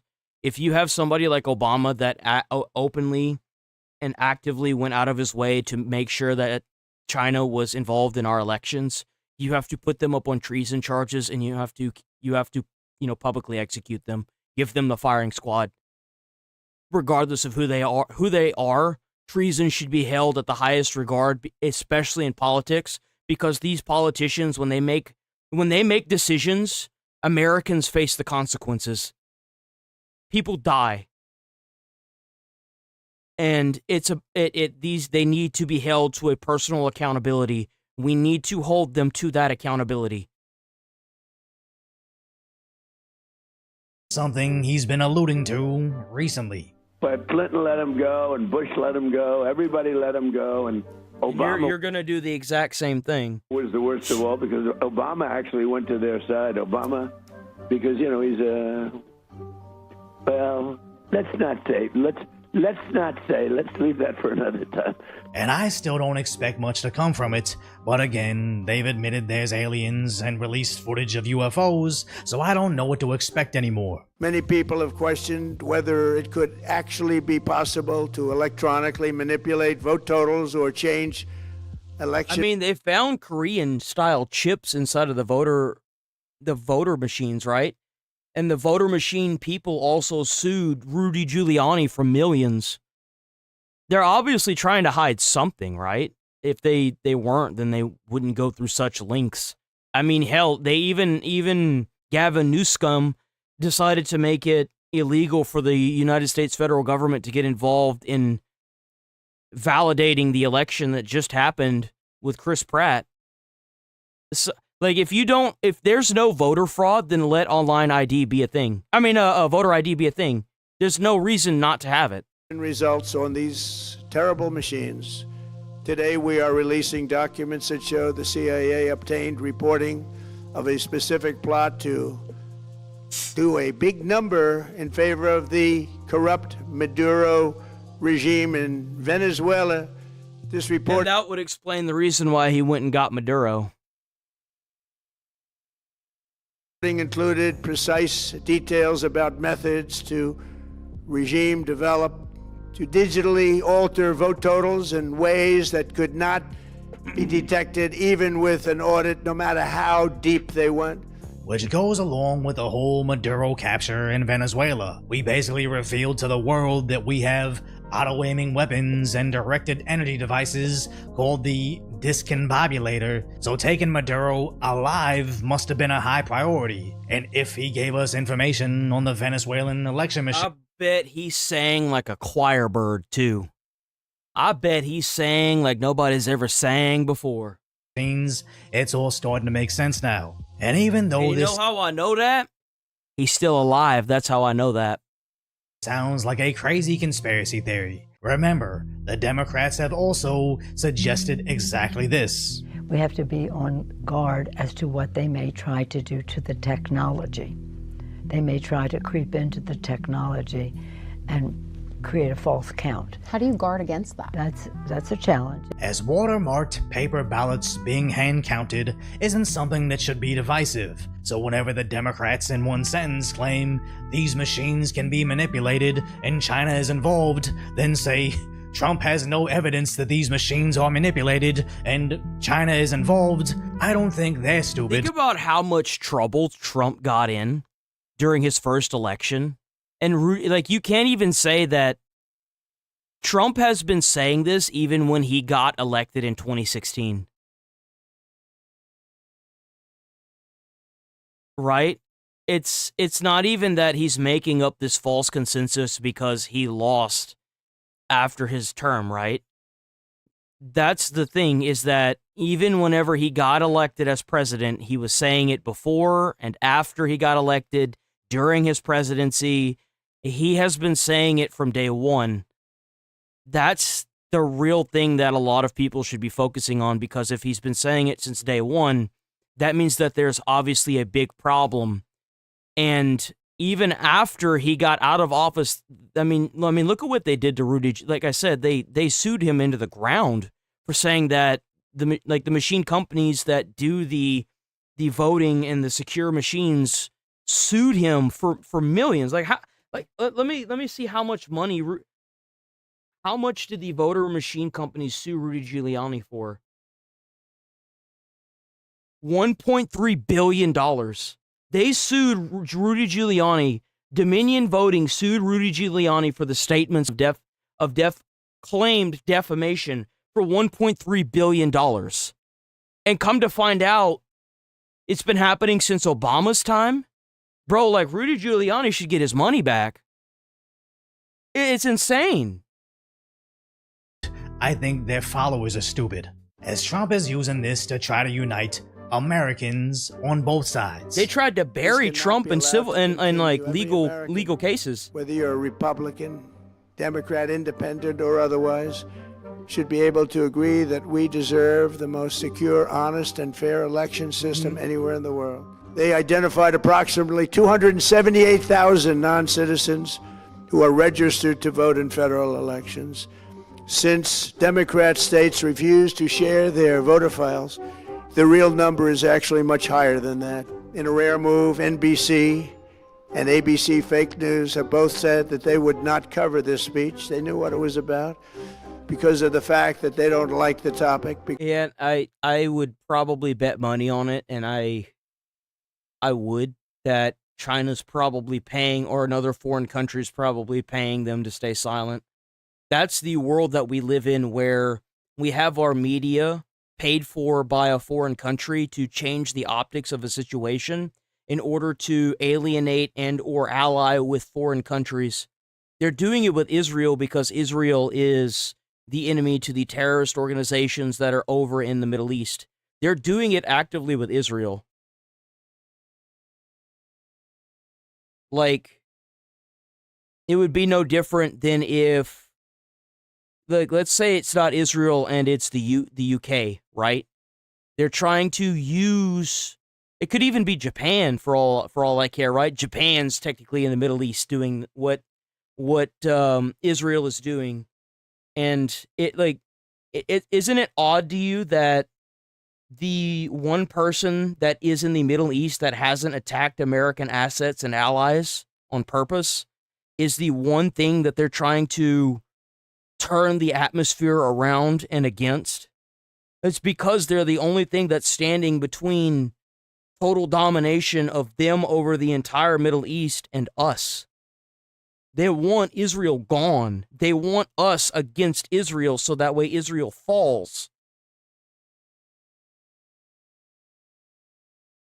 It's ridiculous. Because they know how corrupt our system is and they don't want to reveal it. And sadly, that's exactly what they did, refusing to show their viewers what their president said. Since Trump did indeed provide receipts, declassifying documents on allegations both sides agree on, but also how lack of voter ID allowed over 250,000 illegals to register to vote. But instead, CNN refused to play Trump's claims. But we're not going to take it live, as we've been discussing. That's because this president, sadly, has a history of misleading and in some cases simply false statements. Yeah, well, they just released an entire thing on government.org, not trump.org, on gov.org or whatever the hell that thing is, so there's no way that it's fake.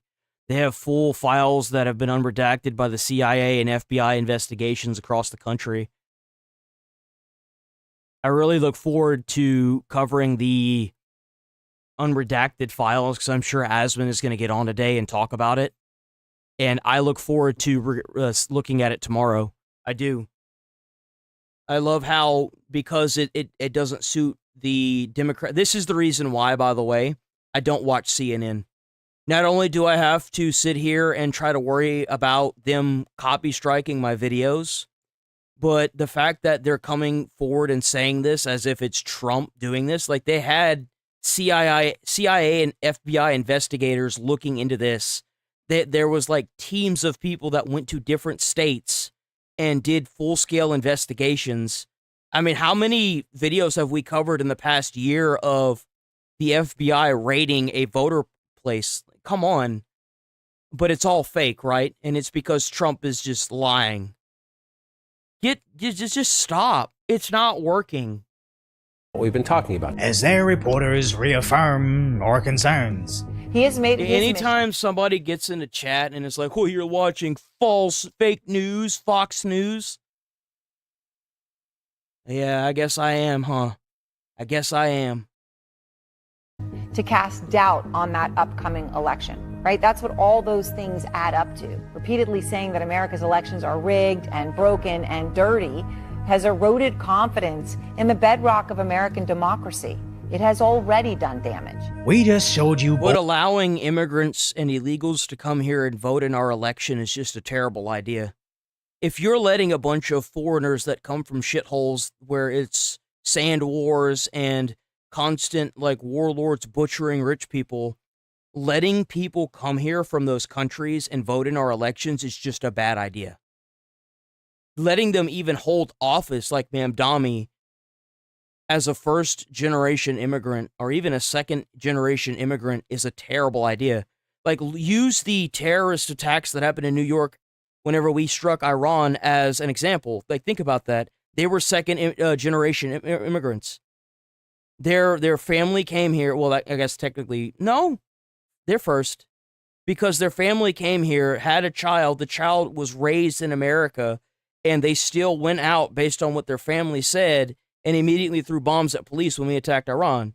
What do you expect is going to happen? You have to make sure that they're here for a few generations before they're able to vote. Or even, for that matter, hold office. Both Biden and Pelosi sharing those same concerns, with Clinton calling for those concerns, but Trump providing evidence of said concerns is somehow damaging democracy, which just proves they have a very different definition of democracy. But it wasn't worse than MSNBC's garbage take.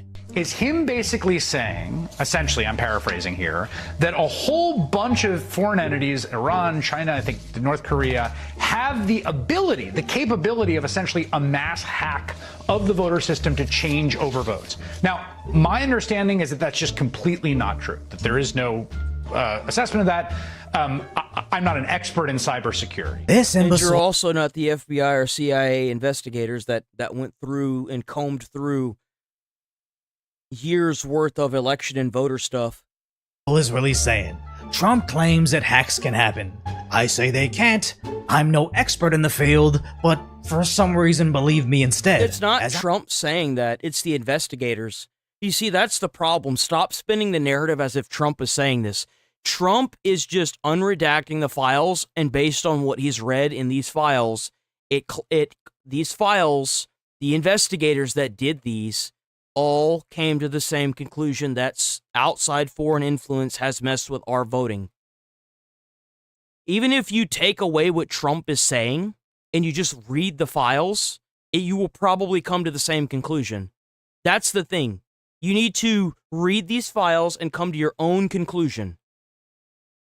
I'm certain if Pelosi was up there making the same exact claims, they'd be lapping it up because they're not a news network, they're just left-wing propaganda. But somehow ABC still one-upped their idiocy.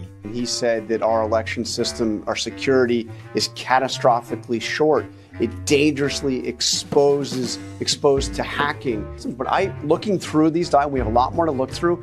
I don't see anything that comes anywhere near making that case. This is like me reading half a recipe, then telling you, I don't know what the grocery store was thinking. Obviously, these ingredients don't make the picture on the box. Their rationality is so fucking stupid, it's honestly gotta be on purpose. He never curses, W. Decoy. Leaders are so astronomically detached from reality, they couldn't possibly relate to anybody that could think for themselves. So their talking points have to be so incredibly idiotic as almost a filter from accidentally admitting anybody that could call them out. Yep. So if you appreciate... Decoy's absolutely right by saying that, by the way. It doesn't even matter if you prove them wrong. They're just going to lie about it, or they're just going to ignore you because you proved them wrong. You're not going to reason with anybody that does this, dude. It's just not going to happen. It's just not. The daycare in Minnesota has pleaded guilty to daycare fraud. Where's Tim Walz in the media now? The Quality Leering Center.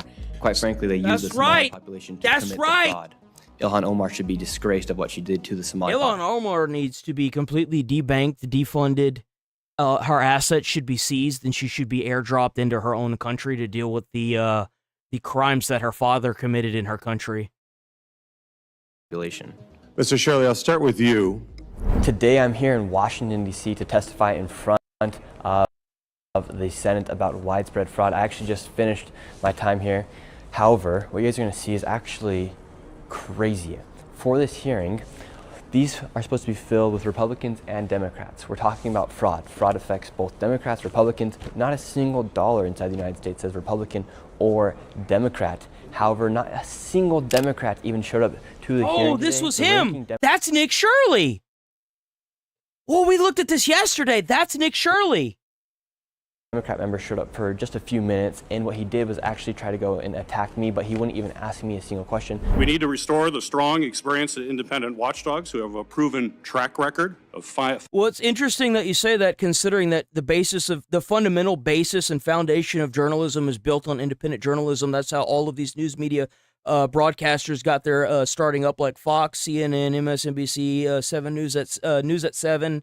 They all came from an independent journalist that turned it into a career / corporation / business. So whenever I see a grown-ass, questionably American person trying to sit here and completely disenfranchise Nick Shirley, I think to myself, there's a reason why he's doing this. It's because what Nick Shirley's doing is working, and you can see it whenever Gavin Newsom decided that he was going to violate the First Amendment, freedom of the press, and make the Stop Nick Shirley Act over in California. Yeah. No, what Nick Shirley is doing is working. And they are trying everything they can to get rid of it. That's the reason why the Democrats didn't show up, is because they knew that they wouldn't be able to answer for anything that Nick has brought to the table. That's what they do. Whenever you prove them wrong, whenever you show what's under and behind the curtain, they run and hide. They don't show up. Fighting fraud and getting money back for the American people, rather than amplifying sensationalized social media that takes a more focused on getting views than on actually getting the truth. The Democrats just completely did not even show up. It was only Republicans that talk about widespread fraud. And so think about that. You have senators of the United States who are not even showing up to hearings that we are paying them to go to. We pay for all the salaries of these individuals here, and not a single Democrat showed up. I don't even want to make this Republican or Democrat issue. However, that's just the facts. Yeah, it is very concerning that not a single Democrat showed up to this. Not a single, well, one, but he wasn't even there the entire time. He just showed up to try and disenfranchise Nick Shirley and everything that he's worked hard for. Because that's all they have. Democrats showed up on a hearing about fraud, and you are paying for their jobs. You're paying their salaries. You know, it's kind of funny because I think these foreign countries are trying to actively go out and make Americans so angry that they try to rise up against the government, but they're realizing exactly what the United States people are doing. The thing is that most people are so overworked and underpaid that they have to get 2 or 3 jobs just to support themselves now. And most people are just exhausted. They don't have the ability to just go out, quit their job, and support themselves and just go and try to overthrow the government. I think what they're trying to do is cause widespread anarchy, defund the police, defund the federal government, and then effectively just make people do what happened on January 6th, the insurrection, right? They want people to charge the White House and try to burn it down. But these foreign countries are finding out real quick that most people that have families aren't going to do that. They're going to try and bring it to the voting box office. In a way, they found out that Americans are just lazy. It's hilarious. Like, Americans are just lazy and they don't want to do that. They're just going to vote on what they want. And the thing is that they're realizing really quickly that the public opinion isn't what's going to win them into office. It's going to be bringing in their own form of terrorism to fund and vote for them in elections. And they have to back that by making sure that these people that they do this with are not only brought here, but they stay funded by giving them housing, food, transportation, healthcare, just money in general to stay here. They're finding out that just paying for protests isn't working because the people that are being paid to protest aren't willing to be their hitmen. That's what it's boiling down to. States taxpayer. That's almost like fraud itself to not show up to your own job. Imagine if you didn't show up to your own job. What would happen? You wouldn't get paid. These people don't even show up, yet they still get paid. That's absolutely crazy. On top of the Democrats not showing up, they actually brought someone to testify against me, and that person they brought is blind. So we're talking about fraud, yet they bring somebody who actually Bro, they literally brought in somebody that's Daredevil. Not even see the fraud.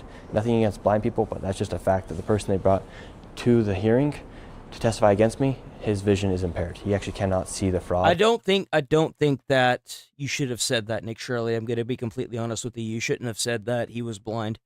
When you emphasize something like that, it doesn't look good. Just for like your public best interest, you shouldn't have said that. In fact, I would recommend taking this video down and erasing that.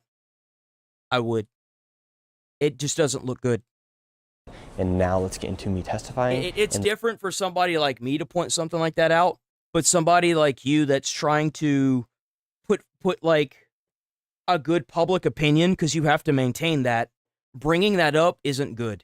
Then also answering the questions back from the senators. However, really quick, if you guys want to help support the work we're doing, you guys can go to Anti-Fraud Club. Is an independent journalist known for his on-the-ground investigations, which he publishes on his social media pages and the Anti-Fraud Club website. Mr. Shirley. My name is Nick Shirley. I'm a 100% independent journalist who seeks each day to serve we the people of the United States with the mission to show the world the reality of things as they really are.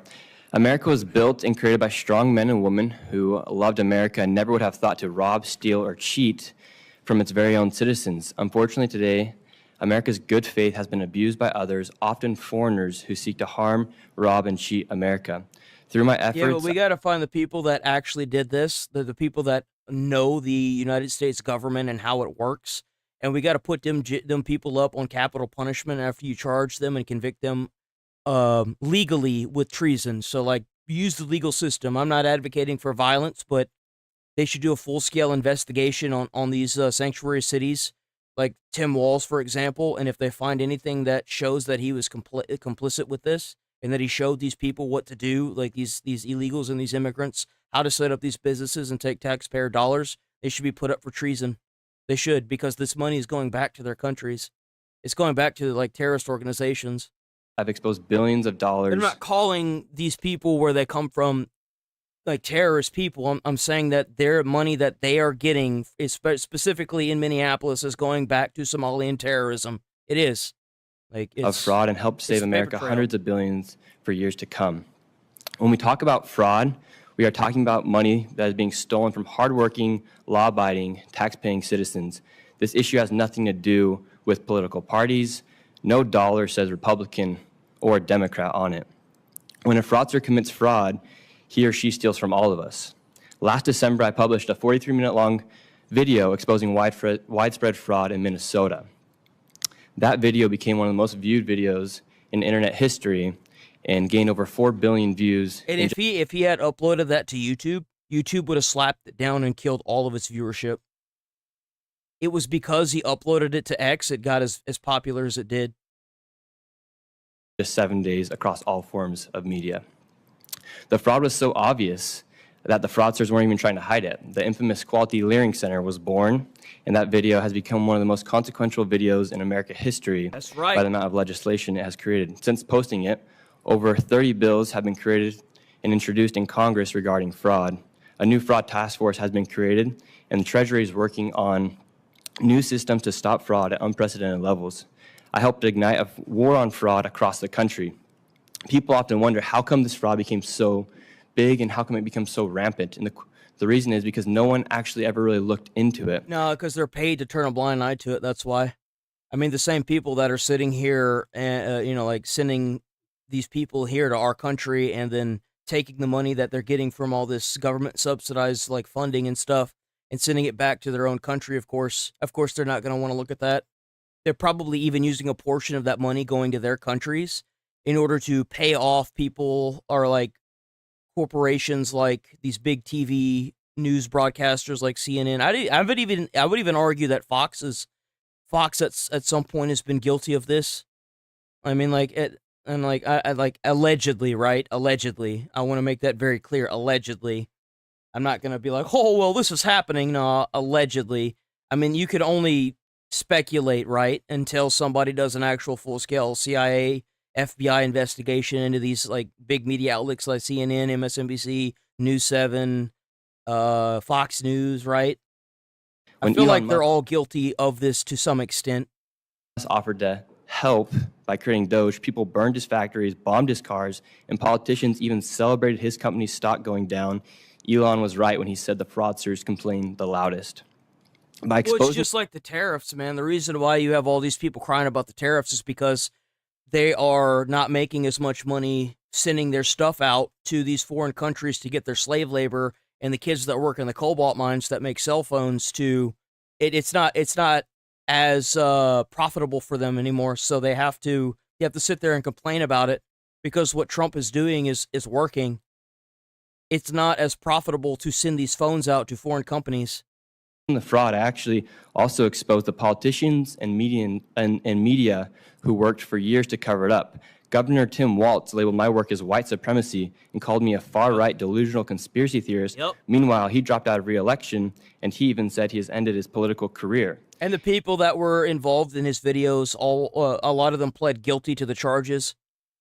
So now the highest government-funded daycare in Minnesota has pleaded guilty to daycare fraud, and the largest autism bust in and America. The thing is like because of this, they need to denaturalize any Somalian that's third generation that is below. Like if you're only here for 2 generations, you need to be denaturalized and sent back. Like we allowed you to come here, and this is what we got. I don't think it should be acceptable. I just don't. And then any third generation Somalian immigrant that's here, they should be able, any third generation should immediately be given citizenship after they are vetted, after they are given a thorough, clean background check back to their own country, right? But if you've only been in America for 2 generations, like your father came here and now you're here as a child, send them both back. Has been exposed. Where is Tim Walz in the media now? It just so happens that over 80% of the fraud committed in Minnesota is by the Somali population. After Minnesota, I exposed widespread fraud in California within the daycare and hospice community, where an impossible 1/3 of Americans on hospice care were set to die in Los Angeles. And that's me being conservative, by the way. There are people that want the full denaturalization of every immigrant in the country. I don't like that idea. I do think that if you're not a contributing member and you don't hold down a job, like I don't even care what kind of job it is. If you hold down a job that pays taxes into the system, welcome to America. Seriously. That's like genuinely. But if not, and you came here and you lost your job, you got to be sent back, bro. Like I like no. Now, like if you like after a certain time, right? They're obviously like, oh well, I lost the job for 6 months and I had to file for unemployment / food stamps. That's different. Clearly, that's different. I'm talking like, and they got another job, but after a year, sorry, but we can't really keep affording you. You can't just stay on these government fundings forever. We can't. Like, they're supposed to be for citizens.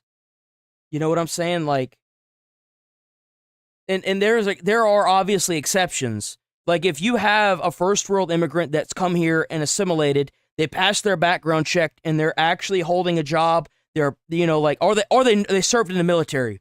If their family lineage served in the military in the United States of America, their entire lineage should be given citizenship, even their spouse. Non-negotiable.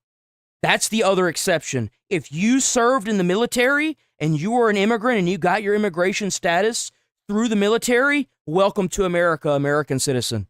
That's another exception. I should also talk about that as well. Service to the military is immediate citizenship. The next day, the government... And when you retire from the military, you should get full benefits. And you should be given if you served in the military, you should immediately get... And this isn't just for immigrants. This should be for every American serviceman. You should be given a 3-bedroom, 2-bath house, one in your lifetime. If you sell it, then it's on you, right? 1 3-bedroom, 2-bath family home. Your children's entire college fund should be paid for. Your college fund should be paid for. You should be given a fat check so that way you don't have to worry about taking out disability. We need a complete and total reform of the VA. Your health insurance should be taken care of. Your transportation should be taken care of. What else? I mean, like, there's no reason why we have homeless veterans. There's no excuse for it whatsoever. It's unacceptable, and it's non-negotiable that this should be a thing. Sure. If we can do it for illegals and immigrants that come to this country, we can do it for servicemen. Newsom posted an AI-generated image of myself trying to mock and discredit my work. Only days later, he and his attorney general both tried to take credit for exposing the fraud. Now the attorney general's wife has created a bill that would make it criminal to expose fraud. The Stop Nick Shirley Act, also known as AB 2624, will help fraudsters cover up their crimes and prevent themselves from being exposed specifically in immigrant communities.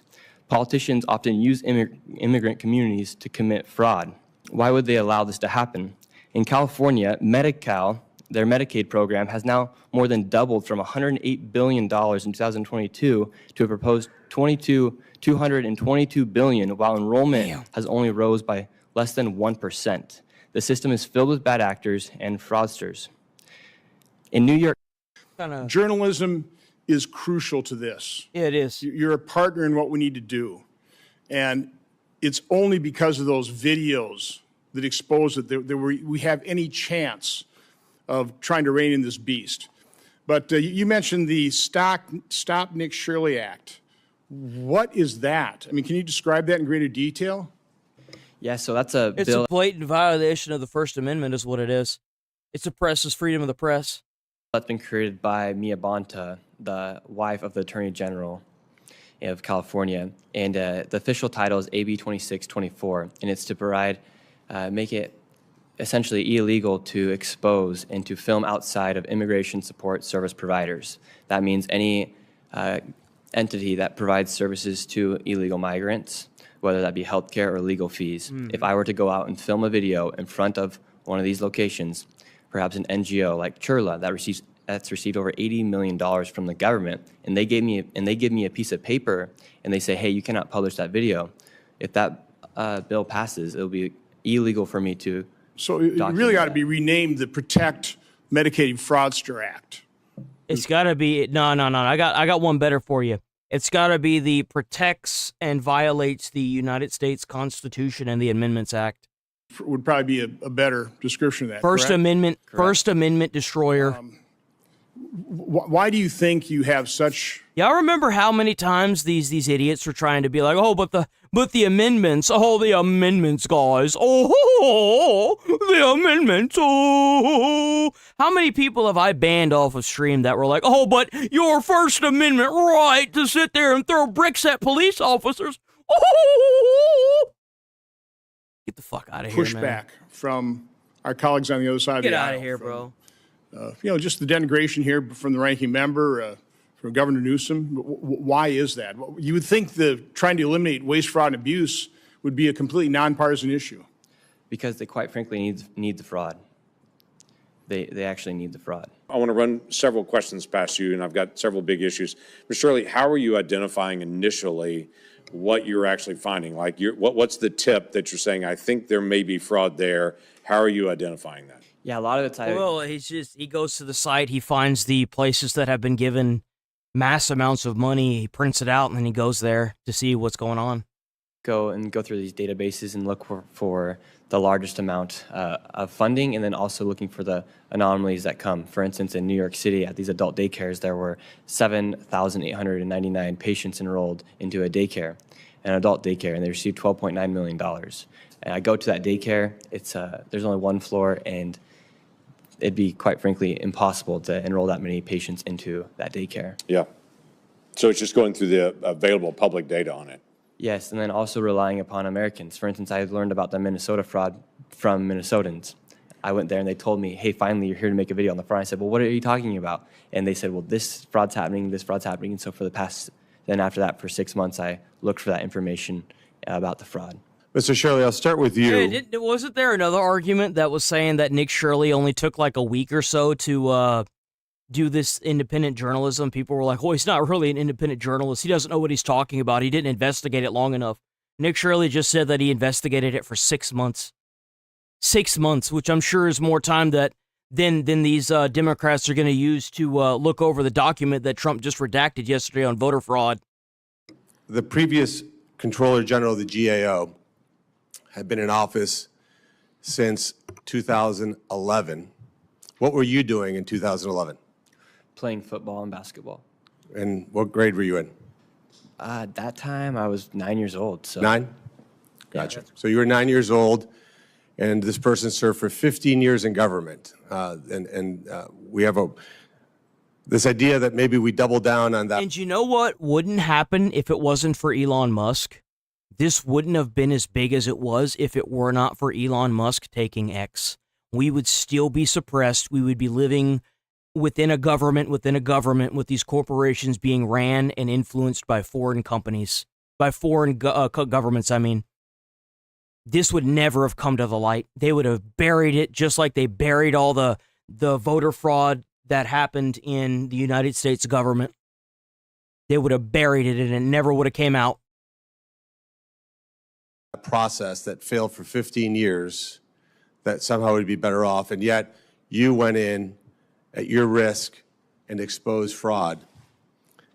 I'm going to take a different angle. And you know what better way to claim that you're not influenced by a foreign power than to allow these sponsorships to influence you, but these sponsorships are from foreign affairs. Oh yeah, well we're not being we're not being influenced by foreign companies. Well, look at Visa and MasterCard. Visa and MasterCard's tried to start cracking down on what Steam can and can't have in its library, and you don't think that this isn't more of an industrial scale thing that's happening all over social media, all over legacy media? Come now.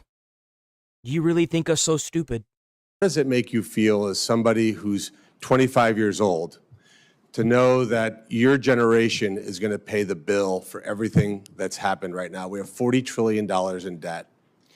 Yeah. And yet your generation is going to pay the price. Yeah, I think that's the sad thing is my generation's the one who's affected the most from this fraud and from the national debt. It's extremely hard for anyone my age to buy a home, even just to be able to... Just to be able to afford rent, brother. Just to be able to afford rent. It's almost impossible. Accumulate the money to have a down payment inside your bank account. It's very, very hard. And so when you see a fraudster who literally opens up a Leering Center and they receive $1.9 million. And they're living in a multi-million-dollar house while you're sitting there working 3 jobs, barely able to afford rent and bills. But remember, it's because you're not working hard enough. Just like Bengio said, whatever the hell that name is, that dude, it's because you're not working hard enough and you're lazy. You're lazy, right? I mean, he made $22,000 back in '98, which was roughly about $48,000 in the year 2022. I mean, the year 2020, right? I mean, in the year 2000, Jesus Christ. But in the year 2020, that's roughly $23,000. But it's your fault. You're not working hard enough. And that was going on for years, and no one ever did anything. We had all this oversight. We had all, like... We got to move on from this because I'm running out of time. Nick Shirley. Nick Shirley, as always. Please go check out Nick Shirley. Bro's an absolute patriot, and I look forward to seeing the entire political atmosphere change because of him. Mossy Oat Cracker. Good morning, Mossy Oat Cracker. W for the Golden Poopy. Mossy Oat Cracker. We have to move on from this, unfortunately. Still haven't looked at Fox. Let me use the bathroom, and then let me make sure there's no, like, firearms or anything. Okay, yeah. I'm going to use the bathroom. I'll be right back, okay?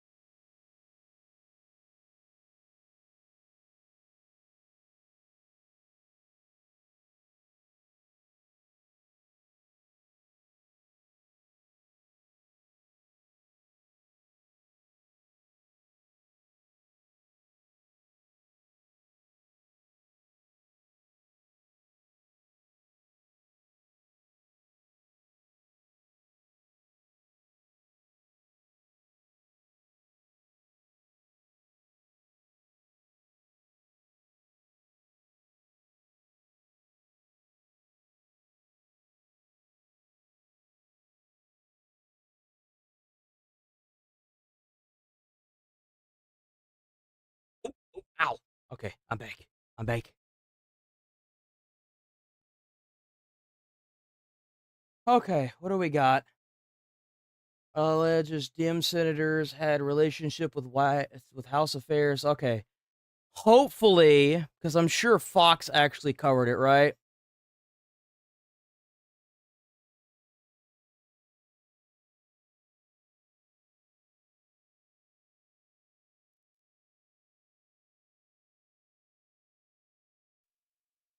Here at home, a new report dishes new details on Arizona Senator Ruben Gallego's love life, including reported sexual relationships with at least 2 House staffers. That's right, and it's putting his friendship with disgraced former Congressman. I don't care about that, dude.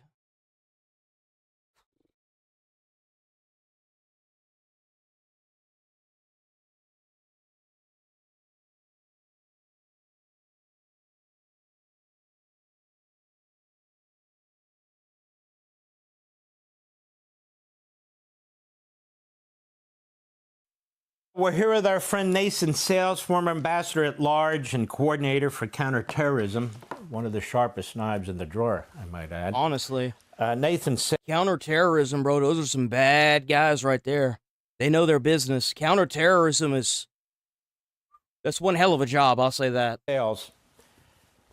Where do we go from here with Iran? You see what the president's doing. I'm very supportive of his military action that he's taking here. I agree. And do we, as a country, really understand this enemy is not about deals or transactions and so forth? Mark, thanks for having me. Let's take a step back and look at the big picture. We are returning to the default Donald Trump approach to Iran, which it's about damn time. Is make no concessions and impose our will on the regime via coercive force, economic sanctions, military force, diplomatic pressure, and isolation. Yeah, no, just completely oppressively dominate the Iran government, the IRGC, just completely like put the full weight of the United States military, Navy, Air Force, and Space Force and let them collapse under the weight. Like militarily, financially, everything. Just let it crack them down. That has been the approach that Donald Trump has taken. Grind them to a stump. Iran, not just this term and the first term, but dating back to his life as a private citizen back in the 1980s. So nobody should be surprised to see Donald Trump pivoting back to his instinctive approach to Iran.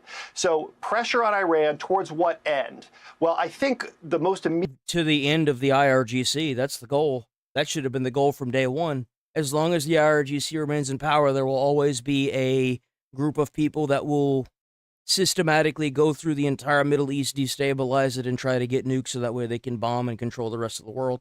That's obviously the end of the goal. That's the end goal right there, is the complete and total liberation of the Iranian people and the complete and total removal of terrorist proxies and the IRGC all across the Middle East. That should have been the goal from day one. I've been saying that since day one, since even before Trump started bombing them. Immediate goal here is to make sure that the strait is open. And what we're seeing is essentially a three-part strategy to open the strait on our terms and deny Iran any ability to threaten it or extort money from it. So that's the military pressure. And it looks like we're focusing on military capabilities that Iran is using to take shots at shipping in the Gulf. That's the first element. The second element is maximum economic pressure. We saw the president announce the blockade is back on. We also saw the Treasury Department reimpose economic sanctions on Iranian oil exports. And that's going to crush their economy. $435 million a day. That's a lot. That's a big hole to dig your way out of. And then the third part of this, I think, is a coalition, an international coalition that can escort friendly ships through. Yeah, that's exactly what I was saying. Well, like, until we get this international coalition, we should probably flood the Strait of Hormuz with Navy ships, like United States Navy ships, to give those ships their not only like safety, but security and also convenience and ease through the strait, like ferry them through, you know? The Gulf. Now, the French and the British have said, yeah, that's a great idea, and we're prepared to commit our naval assets to helping the United States do it. I think it's time to step up. It would be great to see some French flags and Union Jacks alongside the Stars and Stripes there in the Strait of Hormuz to ensure the free flow of friendly shipping. Oops. Vital resource. Did not mean to click that.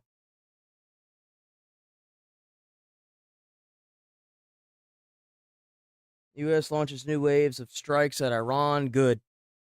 This needs to happen. Overnight, the U.S. launching a new wave of strikes on Iran, destroying military and maritime targets, including a key port tower, as the administration ramps up pressure over the Strait of Hormuz. Press Secretary Caroline Leavitt citing Iran's recent attacks as the reason for this very operation. They were not to fire on commercial vessels moving through the Strait of Hormuz.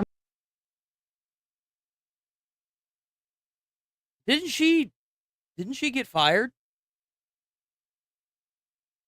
Who is this? And unfortunately, they have made the tragic decision for them to do that. And President Trump is not going to sit by and allow these acts of terrorism to take place in the Strait without ensuring Iran pays consequences for that. The president will hold them accountable. Maybe I'm tripping. Is that not? That can't be Pam Bondi, right? There's no way. Pam Bondi. Is that Pam Bondi? No, that's not Pam Bondi. Is it? No, it's not. I'm tripping. I'm actually tripping. I'm tripping, guys. They turn their back on the words that they state to the United States, but he is it's not Pam Bondi. Yeah, I was like, at the very same am I tripping? Well, I haven't seen her face in so long. I actually haven't seen either one of them. Armand, and he joins me now. Well, good morning to you. Great to see you. So gauge for us what took place overnight. These U.S. attacks on infrastructure. Bro, if you dye your hair, you have to dye the drapes too, bro. You can't do like one and not the other. You look weird. You got like this weird like zoo thing going on, or like the zebra thing. You gotta fix this, bro. Roads and bridges leading into the port city of Bandar Abbas. Why were these targets on the U.S. hit list? Carly, this is part of a deliberate campaign to both punish Iran for violating the terms of the MOU. Actually, you know what? I don't think he dyed his hair. He's it's the jelly. He's got that hair jelly. Bro, you gotta also set conditions for whatever further military operations may be necessary in the immediate future. This is clearly the infrastructure, the roadways, bridges, some port infrastructure that would be necessary to both sustain combat operations for Iran into the Strait, but also conduct. That doesn't even make any sense. We already know they're using tunnel systems. They openly say it. Why are we attacking roadside bridges? They say that they're using tunnel systems. You should be dropping bunker busters under anything that you blow up.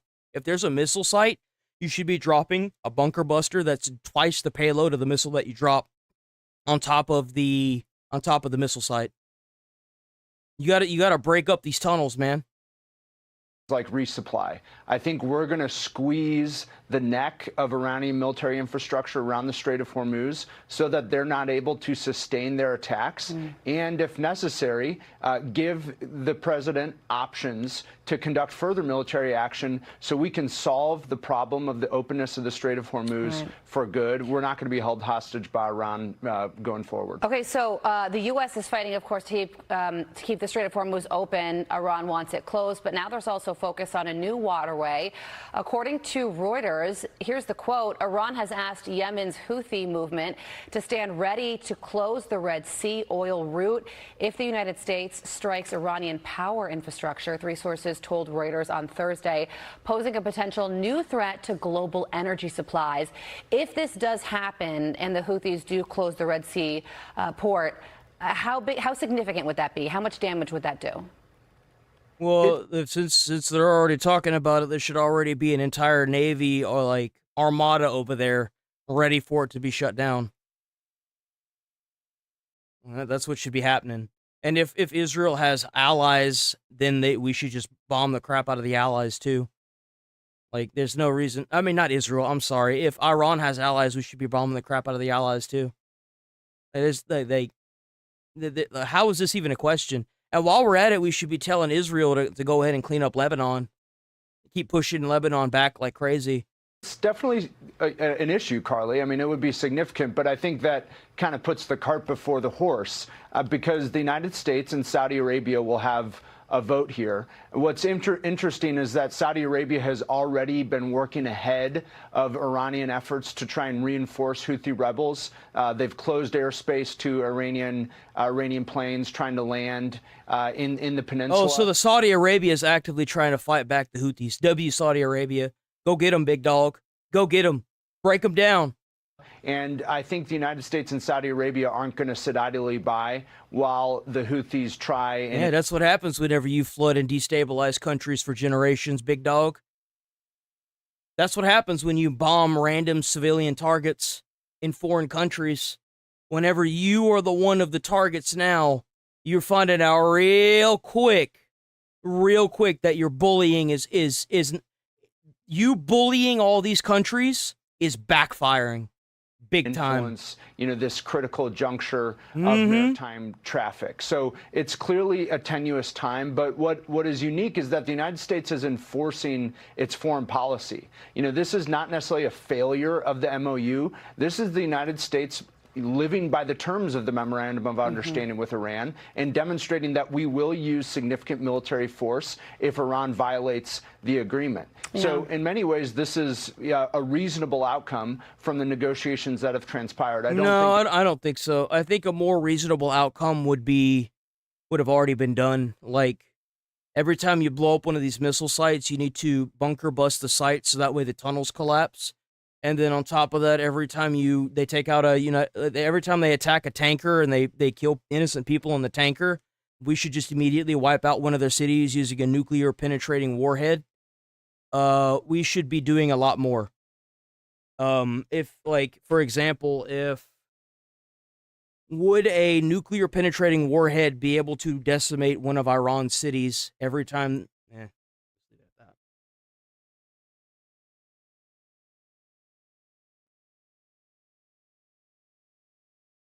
God damn it, it just went through. Would using a penetrating nuclear warhead decimate Iran cities and take them out in one go.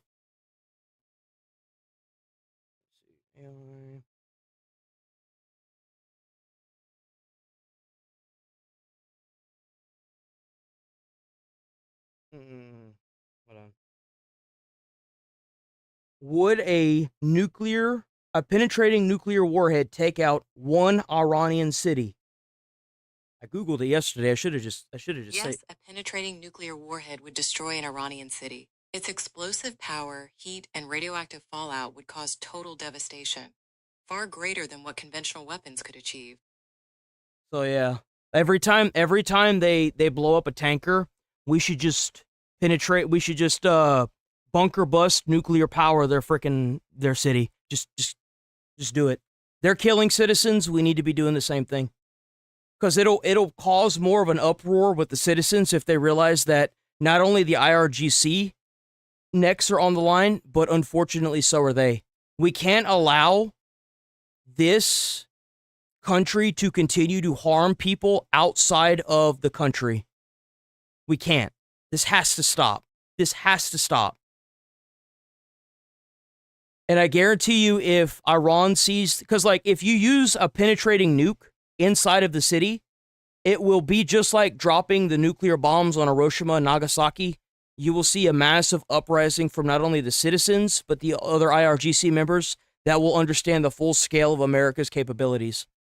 You would also take out the entire tunnel systems. You would completely annihilate any ability they have at restocking anything because the city would be gone. You would also turn off their ability to industrialize war machines like the prison baby system and turning them into terrorists to further their goals in the Middle East. That's what I propose. Every time they blow up a tanker and people die on the tanker, you penetrating nuclear bomb one of their cities and wipe it off the map. You do this enough, you will eventually take out leadership that are in bunkers underneath the cities, and there will be nothing left. And you do this until they surrender. We were going to bomb the shit out of China until we sunk China. I'm so sorry. Japan until we sunk Japan. We had a third nuclear bomb lined up. We need to do the exact same thing to Iran. They want to use their religion and their belief in their God to continue killing innocent people around the world. Let's show them what God looks like. Let's send them straight home. Oh, well, here's the thing is they're willing to die for their cause. Okay, then kill them. You want to die for the cause? I'll speed run it for you. Problem solved. The world is tired of these people. Saudi Arabia, the UAE, Israel, Lebanon, Palestine, all of these places have been held hostage by these terrorist scum. And it's time for them to go. It is. It's long overdue. We have the capabilities. Just do it.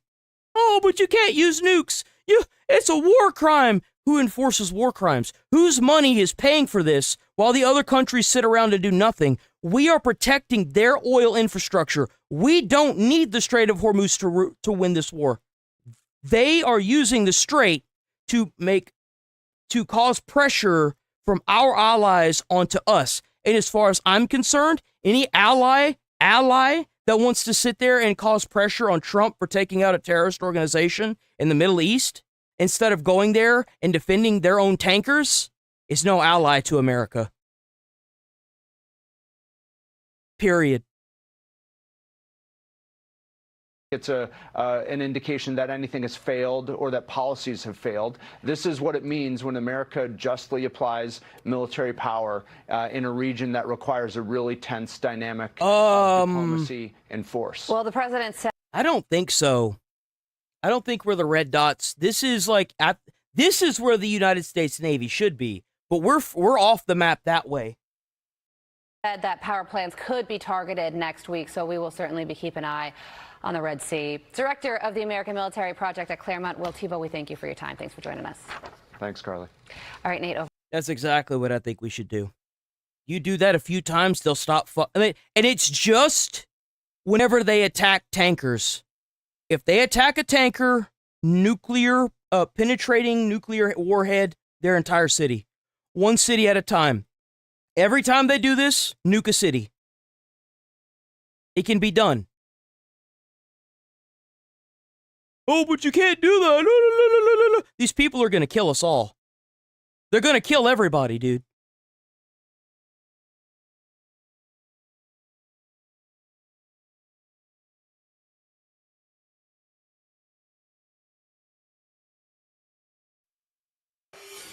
Secretary of State Marco Rubio and Treasury Secretary Scott Bessent warning about the danger of far-left terrorism across the globe. And it's personal for Secretary Bessent. I don't care about what's going on across the globe. If you have somebody here in America that is online advocating for the death of political opponents, you should immediately weaponize the United States, the FBI, and the CIA and go get them, put them in jail for 10 years. It's not your freedom of speech to threaten people. It's not. You can call someone an asshole all you want, but you can't threaten them. That's not your freedom of speech. Anybody trying to tell you that that's in your Constitution is blatantly lying to you to push their narrative.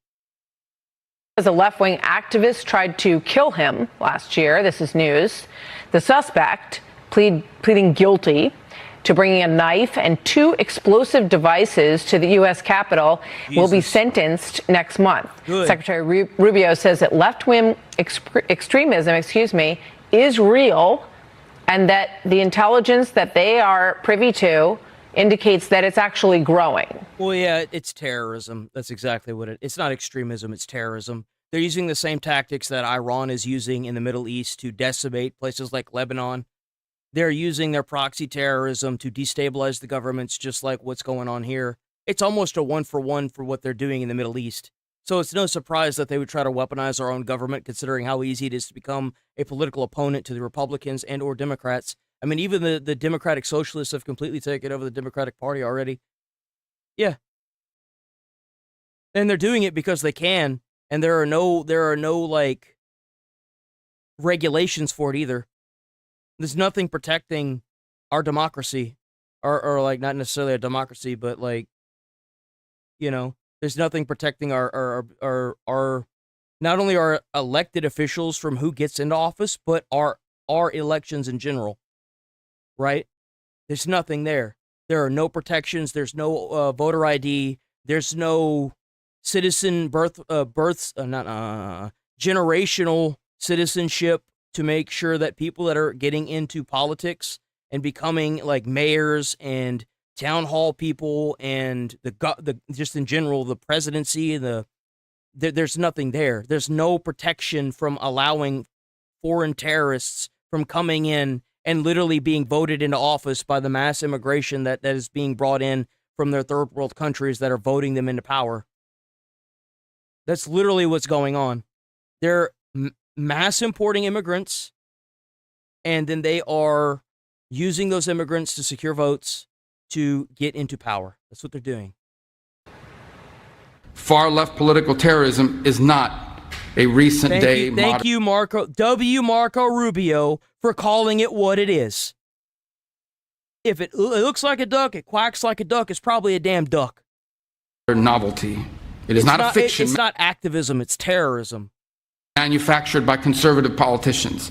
For most of the modern era, it was in fact the dominant form of political violence. With that, we bring in State Department spokesperson Tommy Pigott. Welcome, Tommy. Good to have you back on the program.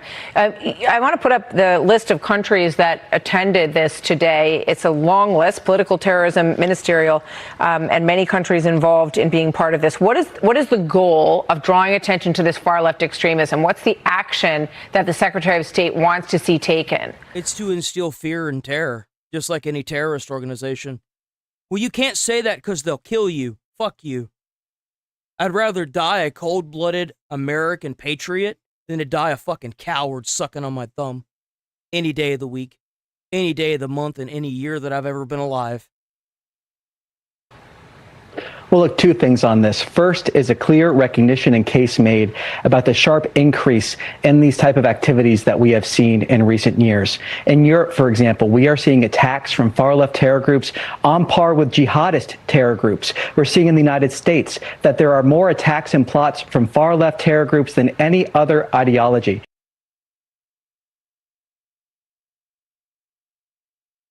This is a real threat that must be W. addressed. Mossy Oak And Cracker the for the second Tim point on this Jules. to W. address Happy that Poop. threat W. is the transnational nature. We are seeing these groups able to fundraise in one country, recruit in another, plan in the third, and then launch an attack in the fourth. We have to have a transnational approach to address this. And that's why those over 60 countries there was so important, to have that concrete plan to address this threat for all of our countries. And these are Antifa and Antifa-like groups around the country. In order to, they need to, if you get found out or registered under Antifa, like if you look up how to make bombs on the internet, you immediately get put on a registry.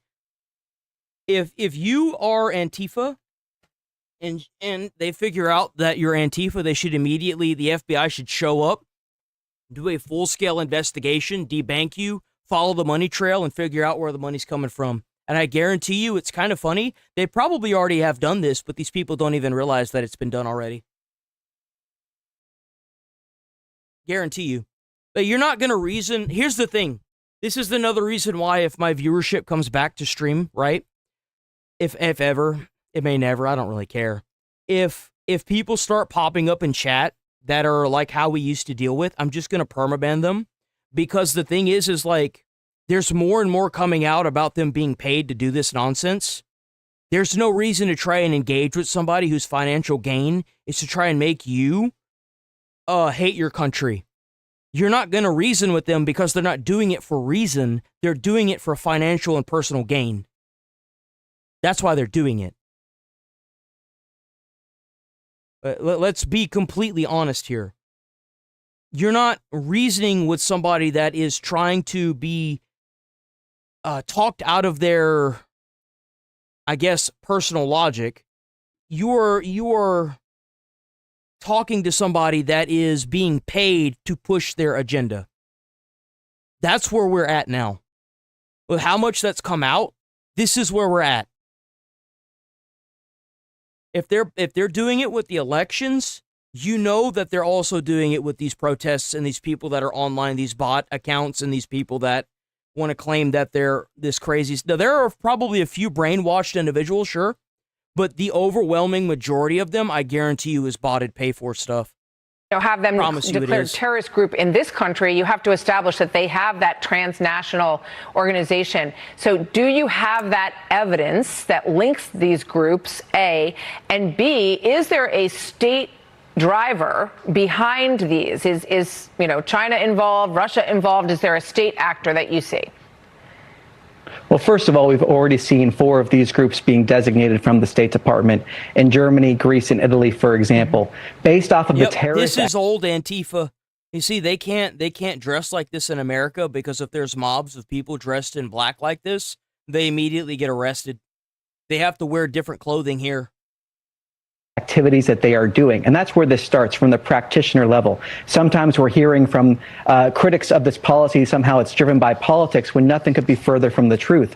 This is practitioners recognizing this threat, the real activity we're seeing from these groups, and then designating appropriately. More designations, as the Secretary indicated, are to come. So that's a very important part of this. And when we designate those groups, it allows us actually to go after those that are providing material support for these groups, the financing, for example, as the Treasury Secretary mentioned, to make sure that we're stopping these terrorist activities where we are seeing them. And are those foreign state actors, those funders? So as the Secretary indicated, there are hostile nations that are involved in this. That is something that the Secretary mentioned in his speech, including Cuba, for example. We're also seeing a overlap. USAID completely decimated these protests, these riots that they start as. Not really. I mean, if you start congregating in a protest and it's in the middle of the street and here's the thing, you can protest in America. You should do it the way Martin Luther King did it. You have to get permits. You get permits and you talk to the local police and they will section off an area for you to protest. I feel like they should completely make it illegal if you do not get permits like Martin Luther King did to protest. They should. They should completely ban you from being able to do it. With Iranian regime-funded terrorist groups as well, and our partners are also raising concerns about hostile nations. They should make sure that anybody can apply and get permits, right? but they should make sure that if you have permits for a gathering like this, and if they don't tell the police in the area they plan on protesting, that it still leads them to being arrested. And everything needs to be documented as well. Everything. When they tell, like, the police should have a form that they can have the individual fill out, that they use, like they take a picture of your permit to let you protest and everything. Like, protesting is a right, but the thing is like, you've got these foreign countries that are protesting now to cause chaos and anarchy. And we have to change with the evolving times. We have to. Just like voter ID. We have to make changes to our government in order to maintain our great United States of America. We have to. We have to change with the times. We are coming at a point where we're getting to a point where we have protests that are being paid for. We have our voters, our elections being tampered with by foreign countries. We are mass importing groups of terrorists. Not all of them. Not all immigrants are terrorists. But the unvetted nature of a lot of them makes the probability of us importing groups of them way higher. That's where we're at. We need to do something about this, or we will fall as a country. And it won't matter how big our military is. Funding these groups. And it starts by getting all these old ass people out of the government. These are obviously efforts to undermine the stability of Western civilization at large. And here is the Secretary of State, this is number 2, speaking about what motivates them. Watch. For these architects of revolutionary violence, the towering achievement of our civilization, for them, it's an unbearable humiliation, a reminder of what they cannot do, and a reminder of what they cannot be. So they choose instead to destroy. This is the nature of the terrorism we face today. They despise the West because the West is great. Does this effort bring together intelligence efforts around the globe with these countries, and obviously the Five Eyes nations would be part of this? What's the combination between intelligence and the State Department to try to fight back? Well, that's the important part of a summit like this that brings the practitioners together with the policymakers, the practitioners being intelligence analysts, law enforcement, prosecutors. And that's where this began, those practitioners recognizing this growing threat. So a ministerial like this brings the practitioners together with the policymakers so that we can continue coordination, continue information sharing. And that's an important part of this effort. And I think an historic part of that speech was also the case made against these groups, the failed ideology that motivates them. And so we're going to continue fighting this fight. Yeah, I mean, it's really part of the larger picture you look at, the military threats that we face around the world, AI threats that we face, and these kind of groups that, people might not recognize as typical warfare, but they seek to undermine and destabilize the Western nations in the world. So, very important topic today. Ramboni, W. Ramboni. Thanks for having me on. Be sure to like and subscribe for all the W, seriously. Okay, let me see. Is there anything else? Storm drains into major U.S. cities.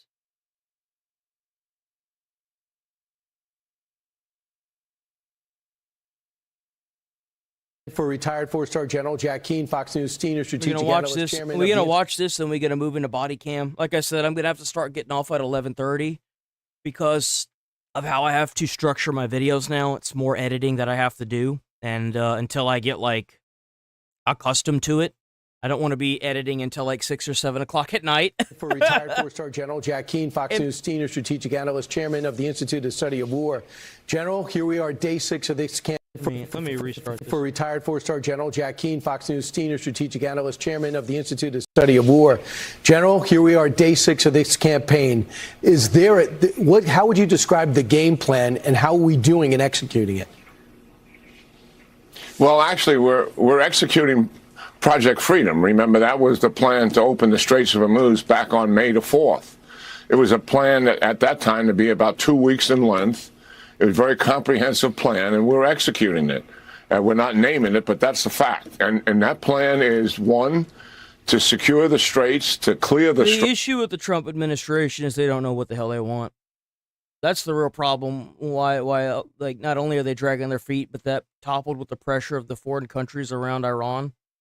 That's the reason why everything's not really making sense. I've kind of like been thinking about it for a hot minute now, and I'm fairly certain it's because Trump doesn't know what he wants to do with Iran, and I don't think he's willing to do the whole like nuke the city plan.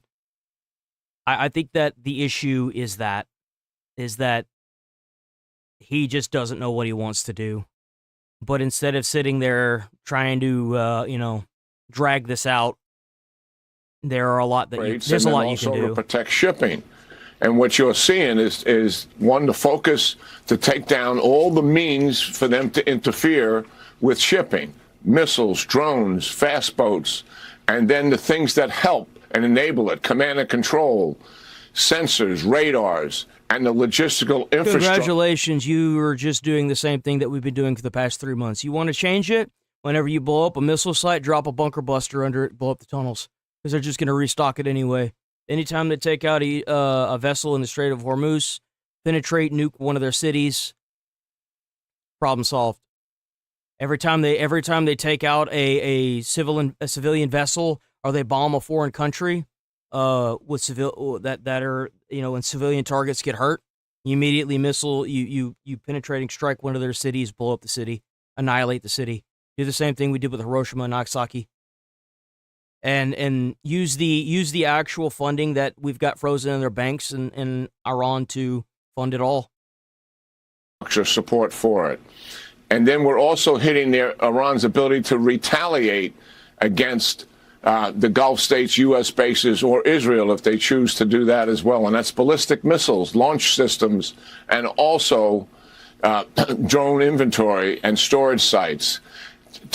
Isolating the Straits of Hormuz was always part of the plan. So that's why you see bridges being destroyed, because we don't want them to... Well, I guess it is actually bridge week then. So Trump's doing what he said. He's taking out bridges. So I guess they're going to try to use their terrorist proxies in the Red Sea in order to take the Red Sea and cut off that oil route. And if that's the case, Saudi Arabia is already trying to back that and push back the Houthis, right? I think that's the name of them. So that's interesting. So they've got both here. Again, flood the United States Navy into the Strait, break off half, send it over to the Red Sea, and prepare for them to take that as well.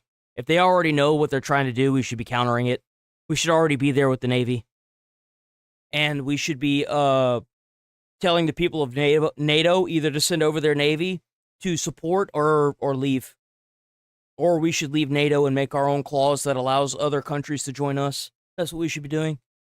Come in and be able to reinforce logistically and begin to recover the capabilities that we're taking away from them. So nothing different about this. We just never saw Project Freedom being executed fully. Remember, it got stopped in the 36-hour, something outrageous by Saudi Arabia, if you recall, who would not permit us to fly out of their air base and not permit us to use their airspace, and also put pressure on us to stop the operation.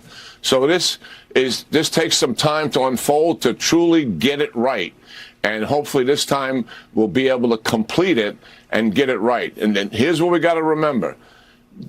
For Iran, the Straits of Hormuz is a strategic asset. No matter what happens here, they will continue to want to take it back from us because it's number one. They don't have a nuclear power capability. They're not even close to developing a weapon now. This is their number one strategic asset. Doesn't Israel have a Navy? Like, it gives them leverage over the Gulf states in a region, and they truly want to have an element of control here. And they are willing to fight us for it, and we have got to take it away from them and prevent them from ever getting it back under their control again. And let's finish this operation to get that done. General, is it possible to make Iran incapable of stopping the Strait of Hormuz? Yes. I mean, can they harass a little bit? Certainly. But we can take down all of their means and all of their ability to control it. And it just... Israel has a Navy. They should be... What should be happening here is that the United States Navy, along with Israeli Navy, should be holding down the Strait of Hormuz while we send the other half of our Navy to the Red Sea to prepare for them to try and take that. And if Saudi Arabia has a problem with that, just bomb them too. What are we doing here? And then if we're still inside of NATO, we should leave NATO. We should leave NATO and make our own thing that other countries can join us. And we can, work with that. Because this is ridiculous. Take some time to deal with this. And it's a comprehensive plan, to be sure. Let's complete the plan. And now we're going to have, what are the Iranians doing now? They're doing what they did once before to stop us on April the 8th. And that is, we're willing to make a deal. And what do they want us to do? They just want us to stop what they're doing. We're taking their number one strategic asset away from them, and they're going to talk about making a deal. And let's get something straight for the American people. There is a fiction created by the Iranians that there's a diplomatic side to the Iranians that are moderates. There is no diplomatic side to a country that has built entire military installations under the ground to functionally put together drones and military grades weapons. They utilize schools, hospitals for military use purposes. They drop mines in the Strait of Hormuz, which, by the way, is illegal. It's a war crime. The usage of military grade stuff inside of school systems and hospitals is also a war crime. The fact that they are using terrorist proxies all over the Middle East that they have grown from prison babies from their own population proves that these guys don't care about trying to make any kind of diplomacy. What they want is a full-scale war, and they've been planning for it for decades. And if you just unveil them, you see them for what they are. Just say it in a sentence and you'll realize how crazy these people are. Like, they just look at what they're doing. We want to make a deal, and then there's these hardliners, the IRGC, and they want to dominate the world.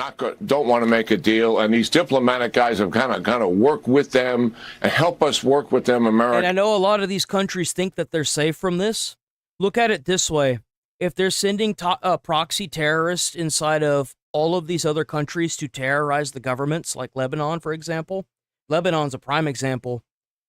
The terrorists there are launching missiles from apartment buildings filled with civilians, and Israel's having to retaliate.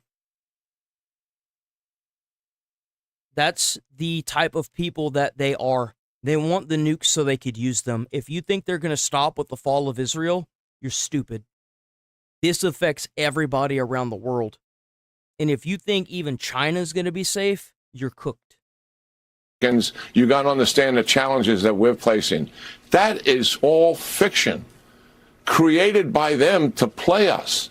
And we've got to wake up to the facts that are really in front of us. And the evidence speaks louder than their words. No, exactly. Don't go based on what they're saying. Go based on what they're doing. Go based on what they've done for 50 years. Go based on what the Iranians that live there and are suffering every day are saying. Go based on the ones that had to pay for their loved ones whenever they went to pick up their bodies. Go based on the fact that you see bulldozers with bodies being, piled into unmarked mass graves. Go based on the body bags that line the street in Iran. Their actions say otherwise. They will gladly and happily kill off as many people as they can to get world dominance, and they don't care. We are but an obstacle in them, for them, and so is Israel. That's why there's so much this anti-Israeli hate now. That's why. They broke the MOU within days of their president signing it. Yes. That's a reality. Why? Because of what I said. This is their center of gravity. They're trying to wait out Trump's administration, that's why. Their goal isn't for peace, it's to outlast the Trump administration, probably to fuck with our election and take it. So that way they can get another Democrat into office that will gridlock us for 4 years, allow them to get even more power, continue to attack Israel. Eventually, Israel will fall because they've got all of these other governments and countries that have been terrorized by the terrorists, and Israel will eventually fall. And when that day happens, they will use nukes to terrorize the rest of the world and keep the Strait of Hormuz for themselves. Why do you think they tried to surround Israel for so long? They're building tunnels underneath Israel.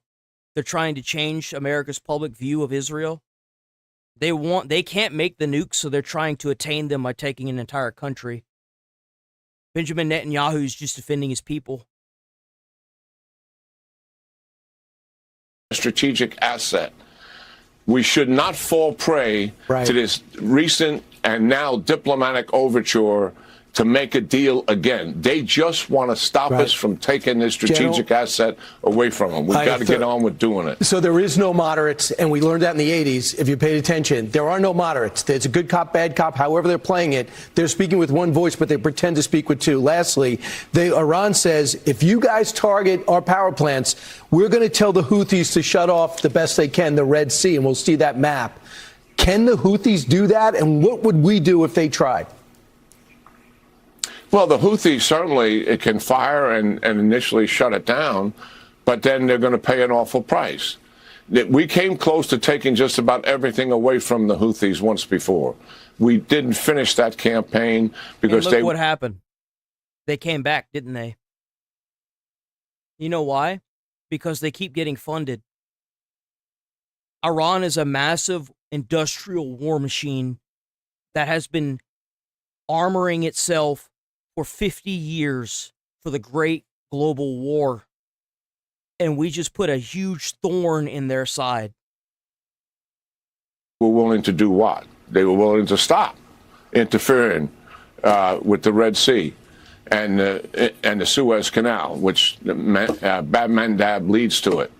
And they know full well what's coming if they attempt to do this. And it would likely bring the Israelis back into this and major combat operations again. So that's their choice to make, certainly. But we can deal with that if they execute them. It's a very impressive war plan that's happening right now. We're not talking a lot about it. The Institute for Study of War is covering it, and General Jack Keene's all over it. General, thanks so much. Truly appreciate it. And hopefully we'll continue to have success as Day 6 is done. Thank you, General. Morning, Be sure to like and subscribe for all the Fox News latest on YouTube and catch full shows streaming now on Fox 1. For retired force.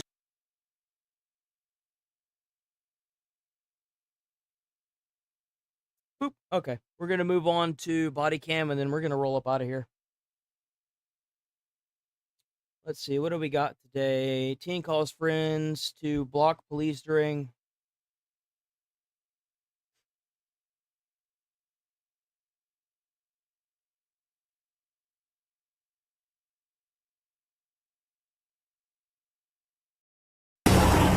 Y'all know we about to watch this. For those of y'all that don't know, I was a firefighter, and one of the things that I had to get taught inside of school was, or college, is that if there are terrorist attacks, you have to be on the lookout for any kind of UAD or AU, whatever the hell that thing is, like the handmade bombs and stuff, because they typically try to target first responders. So, this kind of hits home for me. Hey, we got movement! Hey, we got movement down the street! I might have to do a lot of fast forwarding because of YouTube's BS firearms policy during live streams, so just kind of bear with it. I apologize in advance. By the way, check out Midwest Safety, Midwest Safety, hell yeah, Midwest Safety. Let me go ahead and just link y'all to video so that way y'all can check it out as well.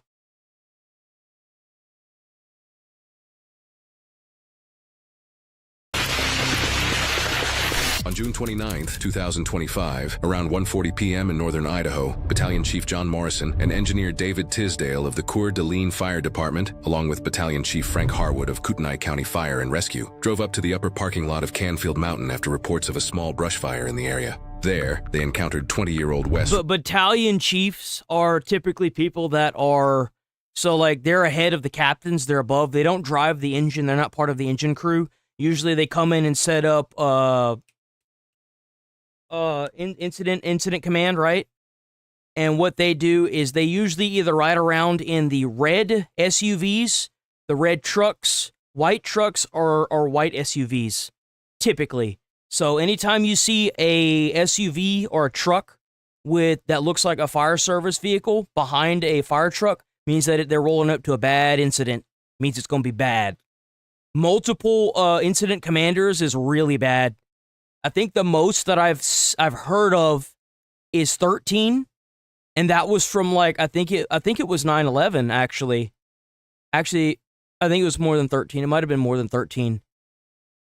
But usually incident command from battalion chiefs are the ones that are on staff for the entire fire crew that's there for the day.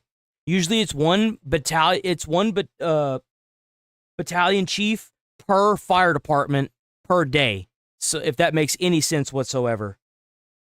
Rowley standing beside his pickup truck. The firefighters asked him to move his vehicle so they could reach the fire. He agreed, but instead of leaving, Rowley put on tactical gear, slipped into the brush, and prepared an ambush. Minutes later, Rowley opened fire. Morrison. These are battalion chiefs. These are the big dogs.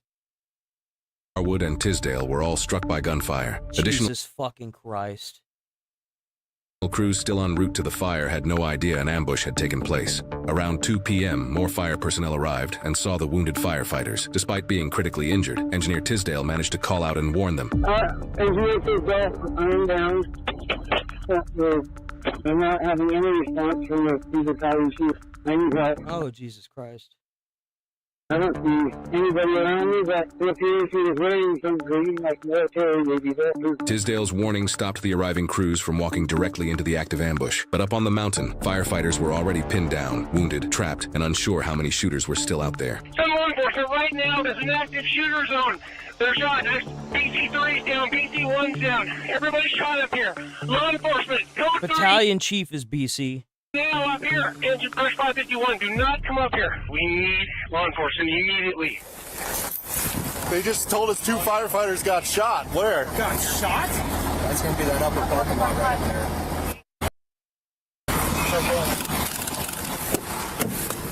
2310's coming down Nettleton Gulch now. 43, can you please page SWAT team, please? SWAT team should be going out here shortly. Hey, where's the shooter? Find out more information where he's at. By the way, like, in order to be a battalion chief, you don't just get hired for that position. Typically, you work your way up, right? Central 2330. 2330. Is there anybody from the city that can possibly get the Bearcat for rescue? I will work on getting the city to get a Bearcat en route. Those Bearcats en route. I'm at the base of the hill. I'm getting up in hard place. 4330. See if you can page drones too. Fires advising there's possibly 2 shooters. Unknown for their distance. Central 4310. I need at least 2 or 3 cops to set up a perimeter around the fire at the base of the hill. Copy. 2 or 3 law enforcement officers to set a perimeter at the base. This is not great. Okay, 2310 is taking command right now. I'm with FS19 and some other Fed law enforcement rangers. Copy 2310. Yeah. Okay, get behind something. 33, the command post is going to be base of the hill. I'm with So this is where the shooting happened, the fire and suspect location, and this is the officers. So there are 3 firemen that are here. FS19. One of them is talking, and the other 2, I would assume, are probably dead. Ranger approximately halfway up. It appears they're trying. And to I would cross imagine into that Ranger. the one firefighter that's still talking is probably not long. He has a very finite amount of time. If he can't move and he's bleeding out, he needs help now. Up. It appears they're trying to draw us into an ambush. I need both Bearcats as soon as possible. So I need a thermal drone up as soon as possible.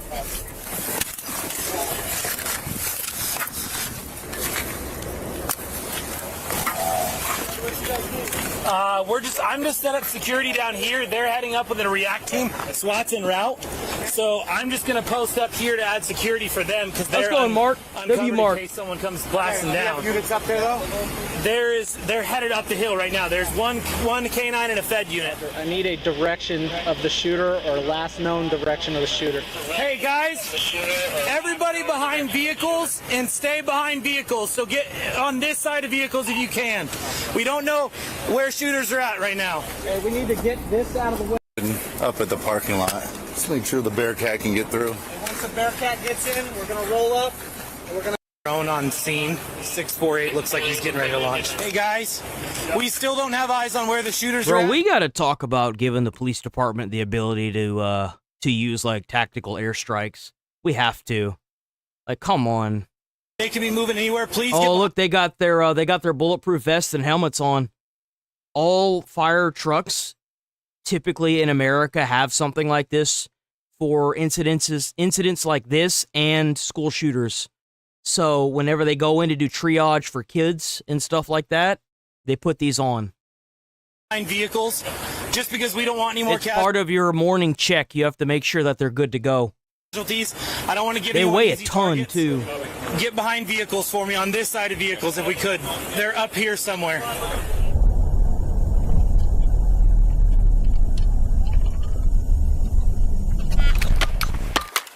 Get behind cover in case that mother is up here somewhere.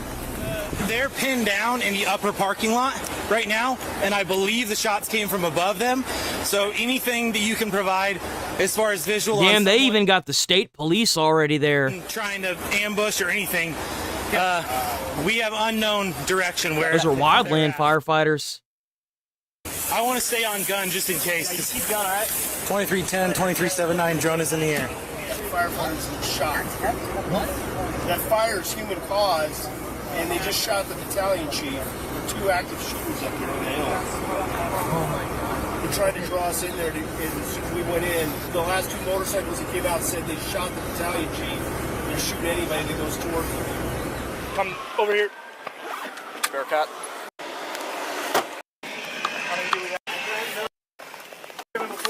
4 firefighters, 6, 8, and then 10. Okay. Do an officer rescue and then good perimeter 360. We don't know where it's coming from. Okay. We know where they're at.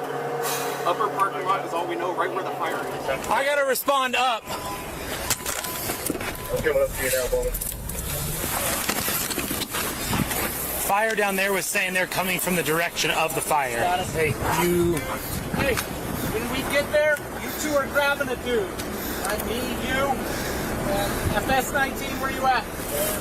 We're going to provide exterior security. You 3 are going to load dudes into the Bearcat, okay? Okay. It's been 17 minutes.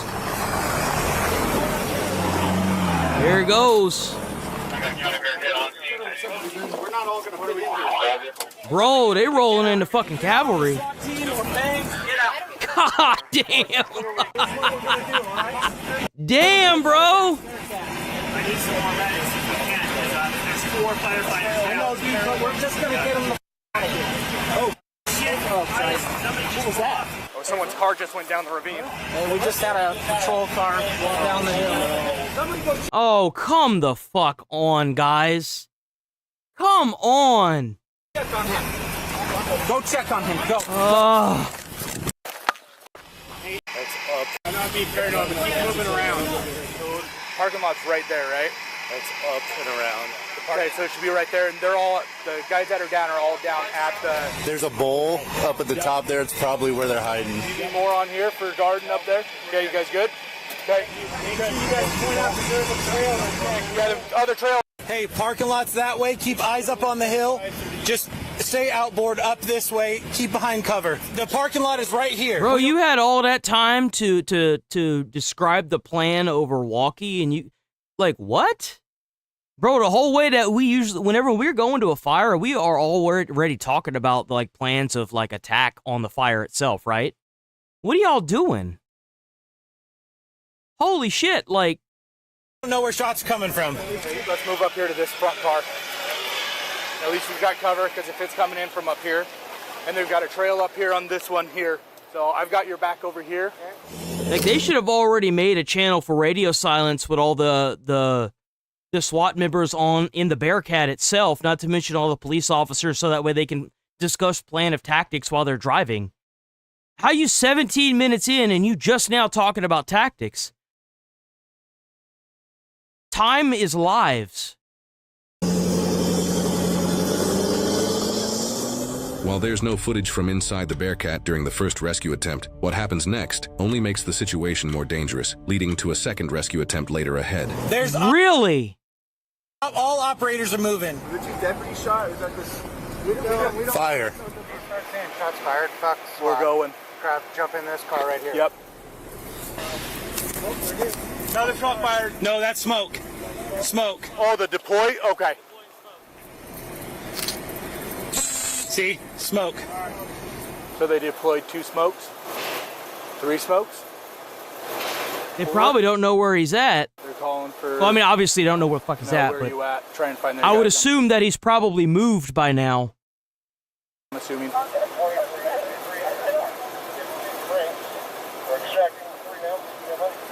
2 Franks. 2 panels. So they've got... Fuck! There's 2 dead. 2 Franks. 2 panels. So they've got 3 they're bringing out and 2 that are down. Oh. That's gunfire.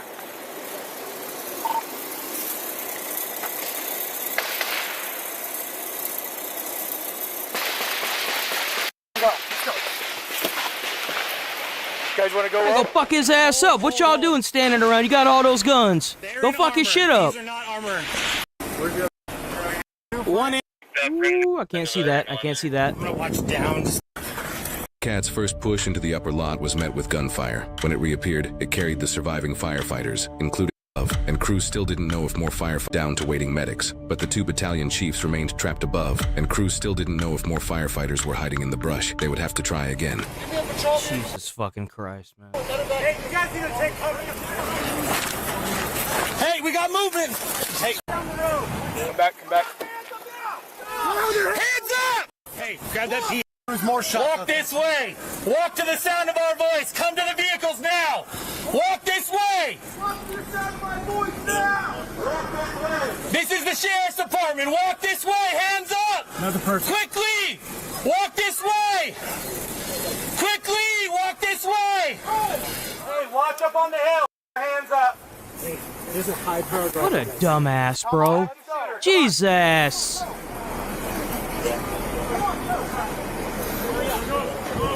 Where's all your vehicles later? Get out here. Get down the hill. Down the hill. Racky, come.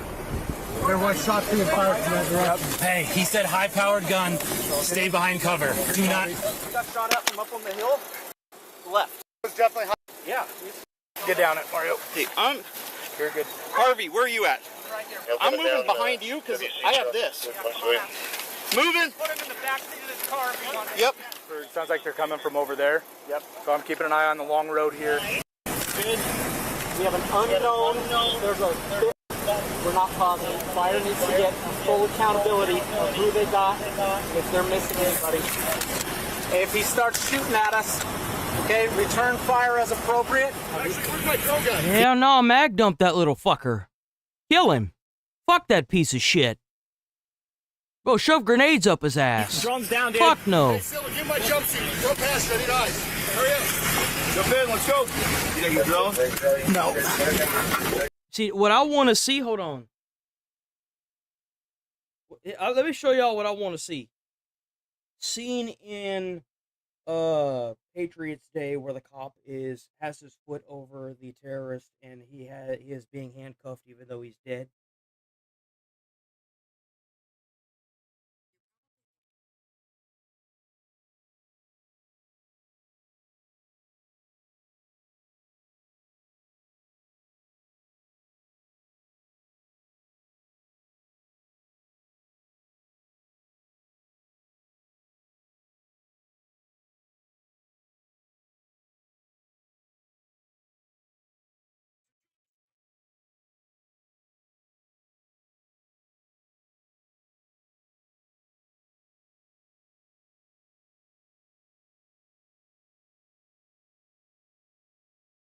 Scene of the first bomber being taken down in Patriots Day.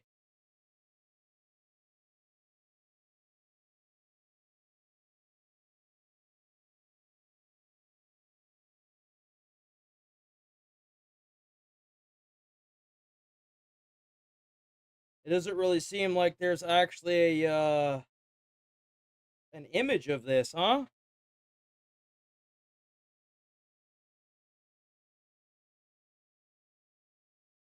That's only 3 minutes. Is it this one?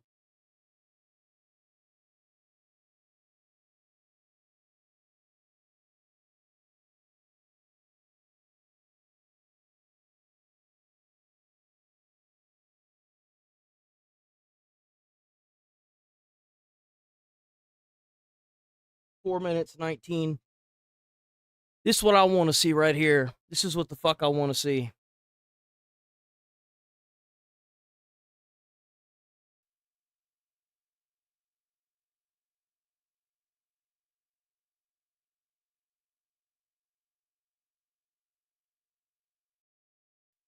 This is what I want to see right here. Quit smoking. That's what I want to see right there. Bro been shot. He's been bombed and ran over. And there's a cop that has his foot on this fucker's back and he's being handcuffed. That's what the fuck I want to see.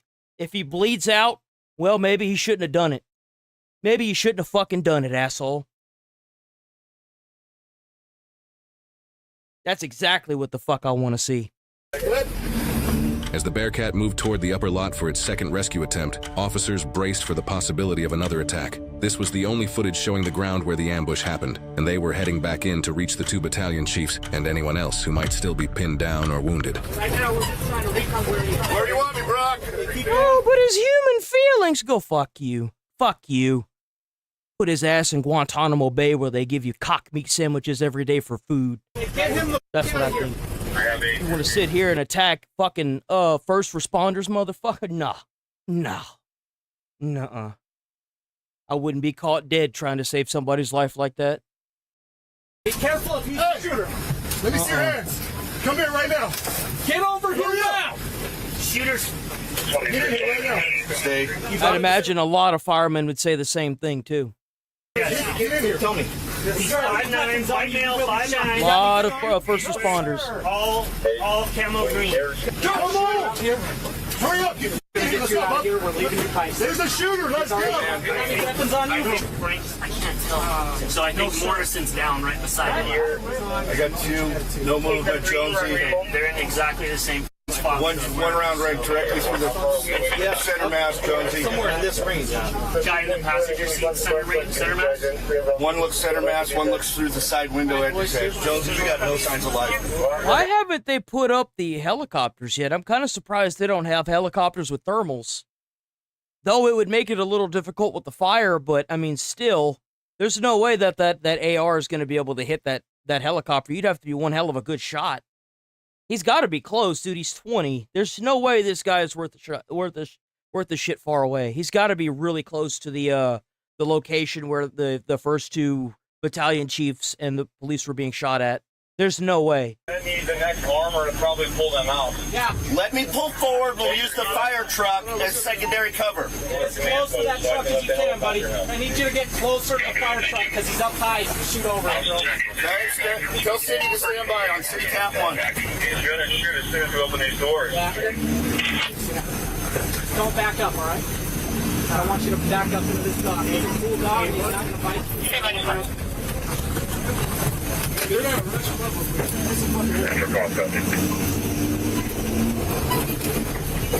a bike rider, come down the hill.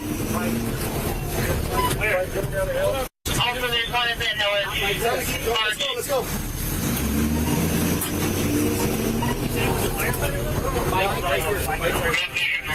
Grab that guy. Where's he at? Right on the side. He's stopped. Get in the truck. Oh my fucking god, bro! Where do they get these guys from? Get in the truck. Get in the truck. Get in until we go around the corner. Holy shit, dude, these guys need more funding and reform. Like, this is ridiculous. Holy shit. How is paramilitary firefighting, like, even more so established and put together than these clowns? Like, come on. What are we doing, guys? We're going to put these dudes in a patrol car. Get them in armor to get them out. I don't care about the patrol cars right now. I'd rather just get in the car. Bro, I tripped over something on the fire field once and got yelled at. Are you kidding me? Like, what the hell? But it's going to be a cluster to get all these vehicles turned around. Jesus. We'd have to back down, and we already had one go off over the hill. It would be smarter to jump on the side of the Bearcat from where we know shots are coming. We're clearing out of place. Yes. There's no way that you're gonna be... Dude, that is the stupidest idea I've ever fucking heard in my entire life. We should jump on the side of the Bearcat where we know the shots are coming from. It's not like he hasn't had 20 minutes to fucking move. We're gonna clear. How are we doing? Where do you get these guys? That's what I'm saying. They want to get us in a Bearcat. The stupid school of stupidity? Like, what? Jesus. Send up the damn drones. You guys got drones?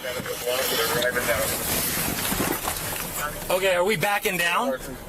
We're not going to go up and turn around, I know that. Yeah. So I like your intel. Let's get all the patrol assets out of there. However, I want to set up containment with him. So maybe we leapfrog one armor in place so that we can set, and then have the other one pull all the other officers and deputies that don't have cover up.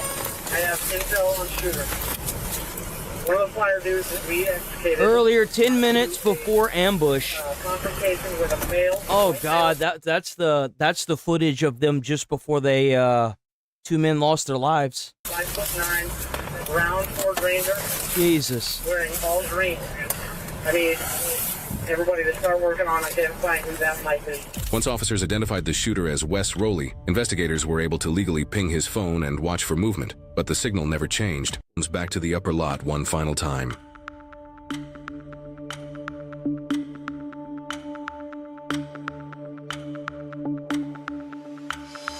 There, lying face down in the brush, they found Rowley dead from a self-inflicted gunshot wound, with the same shotgun used in the ambush beside his body. In the aftermath, investigators determined the brush fire had been intentionally set by Rowley using jars of pesto found at the scene, an improvised accelerant. The fire he set grew to 26 acres, burning into Monday before crews finally extinguished it. Jesus fucking Christ. Engineer David Tisdale, the third firefighter at the top of the mountain that day, survived a devastating gunshot wound to the back. The slug punctured his lung, broke ribs, and shattered his collarbone. God damn, bro. Able to move his lower body, he reached for his radio and made the call that warned incoming crews, a transmission that saved countless lives and would later earn him the Medal of Honor for his actions. Tisdale retired after 24 years of service and continues his rehabilitation process to this day. Also earning a Medal of Honor that day was firefighter Fritz Wiedenhoff, who made the emergency radio calls alerting incoming crews while pinned down above. 3 Kootenai County Sheriff's deputies were also recognized with the Attorney General's Medal of Honor for their actions, improvising a rapid plan in an unprecedented situation. Battalion Chiefs John Morrison and Frank Harwood were killed in the ambush. Morrison served more than 28 years with Coeur d'Alene Fire, and Harwood served 17 years with Kootenai County Fire and Rescue. Their loss leaves behind a community and family that will never forget them.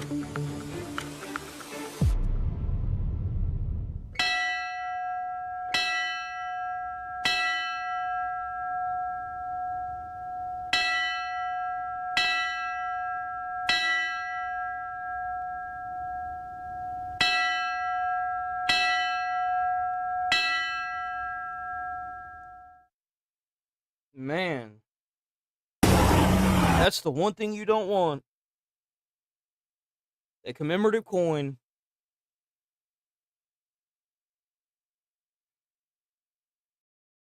Man.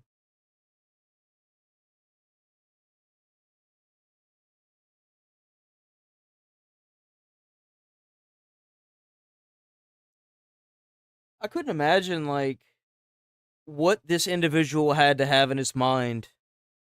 Because, like, you know those guys probably suffered before they died. Because, like, just hearing the gunshot wound of the shotgun shell that hit the cop that lived. Like, holy shit. Sorry fucking coward couldn't even stick around to face his own incident. That really sucks. Man, we gotta do something about these schizos that go around and do this kind of shit. Like, you know that he probably had a manifesto that he had online or something, right? He probably talked about this with people. Why did nobody report this? Nobody talked about this? You know what that family got out of this? You know what their families got? They got a fucking commemorative coin.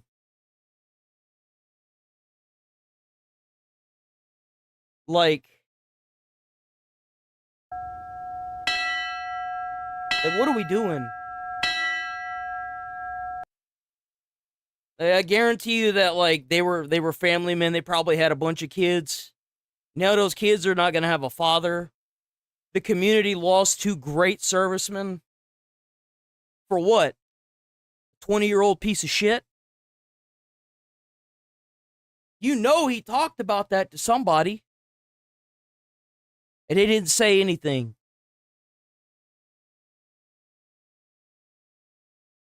Man. And it don't even matter that it's firemen either. Like, it obviously matters, but like, that could have been cops, firemen, EMTs, ambulance crew. You don't just concoct this out of thin air. He had it all planned out and staged. He had his phone on him, so he obviously had social media. Shit just pisses me off. We always got to be reactive. We can't be proactive with anything in this goddamn country. And that's the problem with this damn country.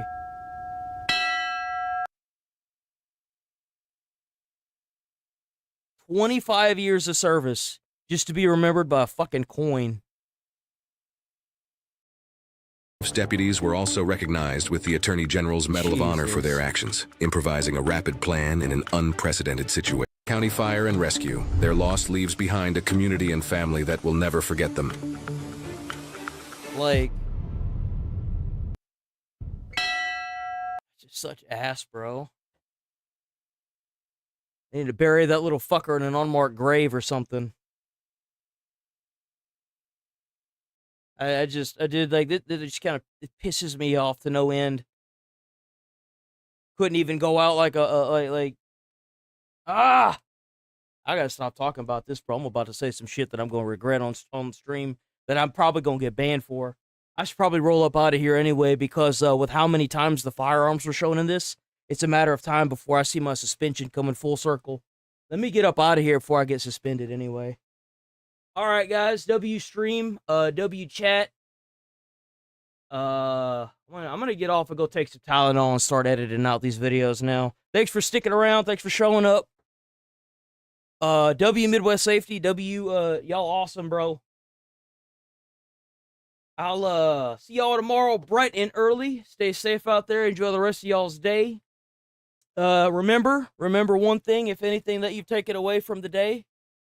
Remember one thing. If you resist law.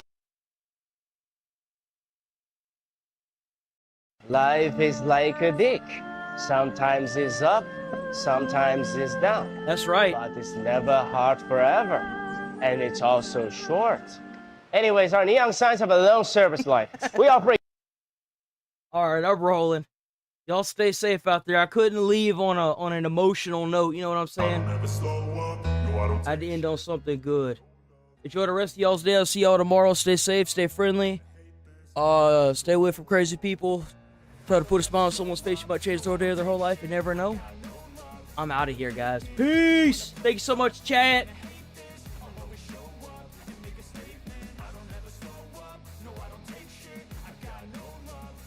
If you wanna play tough and wanna hate this, I'll always show up and make a statement. Everything I do so instinctive and so passionate. Every word I move so descriptive like an adjective. I got a vendetta against people who patented being negative when you should be getting after it. I got facts over tracks, this and that, spitting slow, spitting fast. I could roast, I could gas, think I'm okay at last, but I don't know if that can erase all the past and the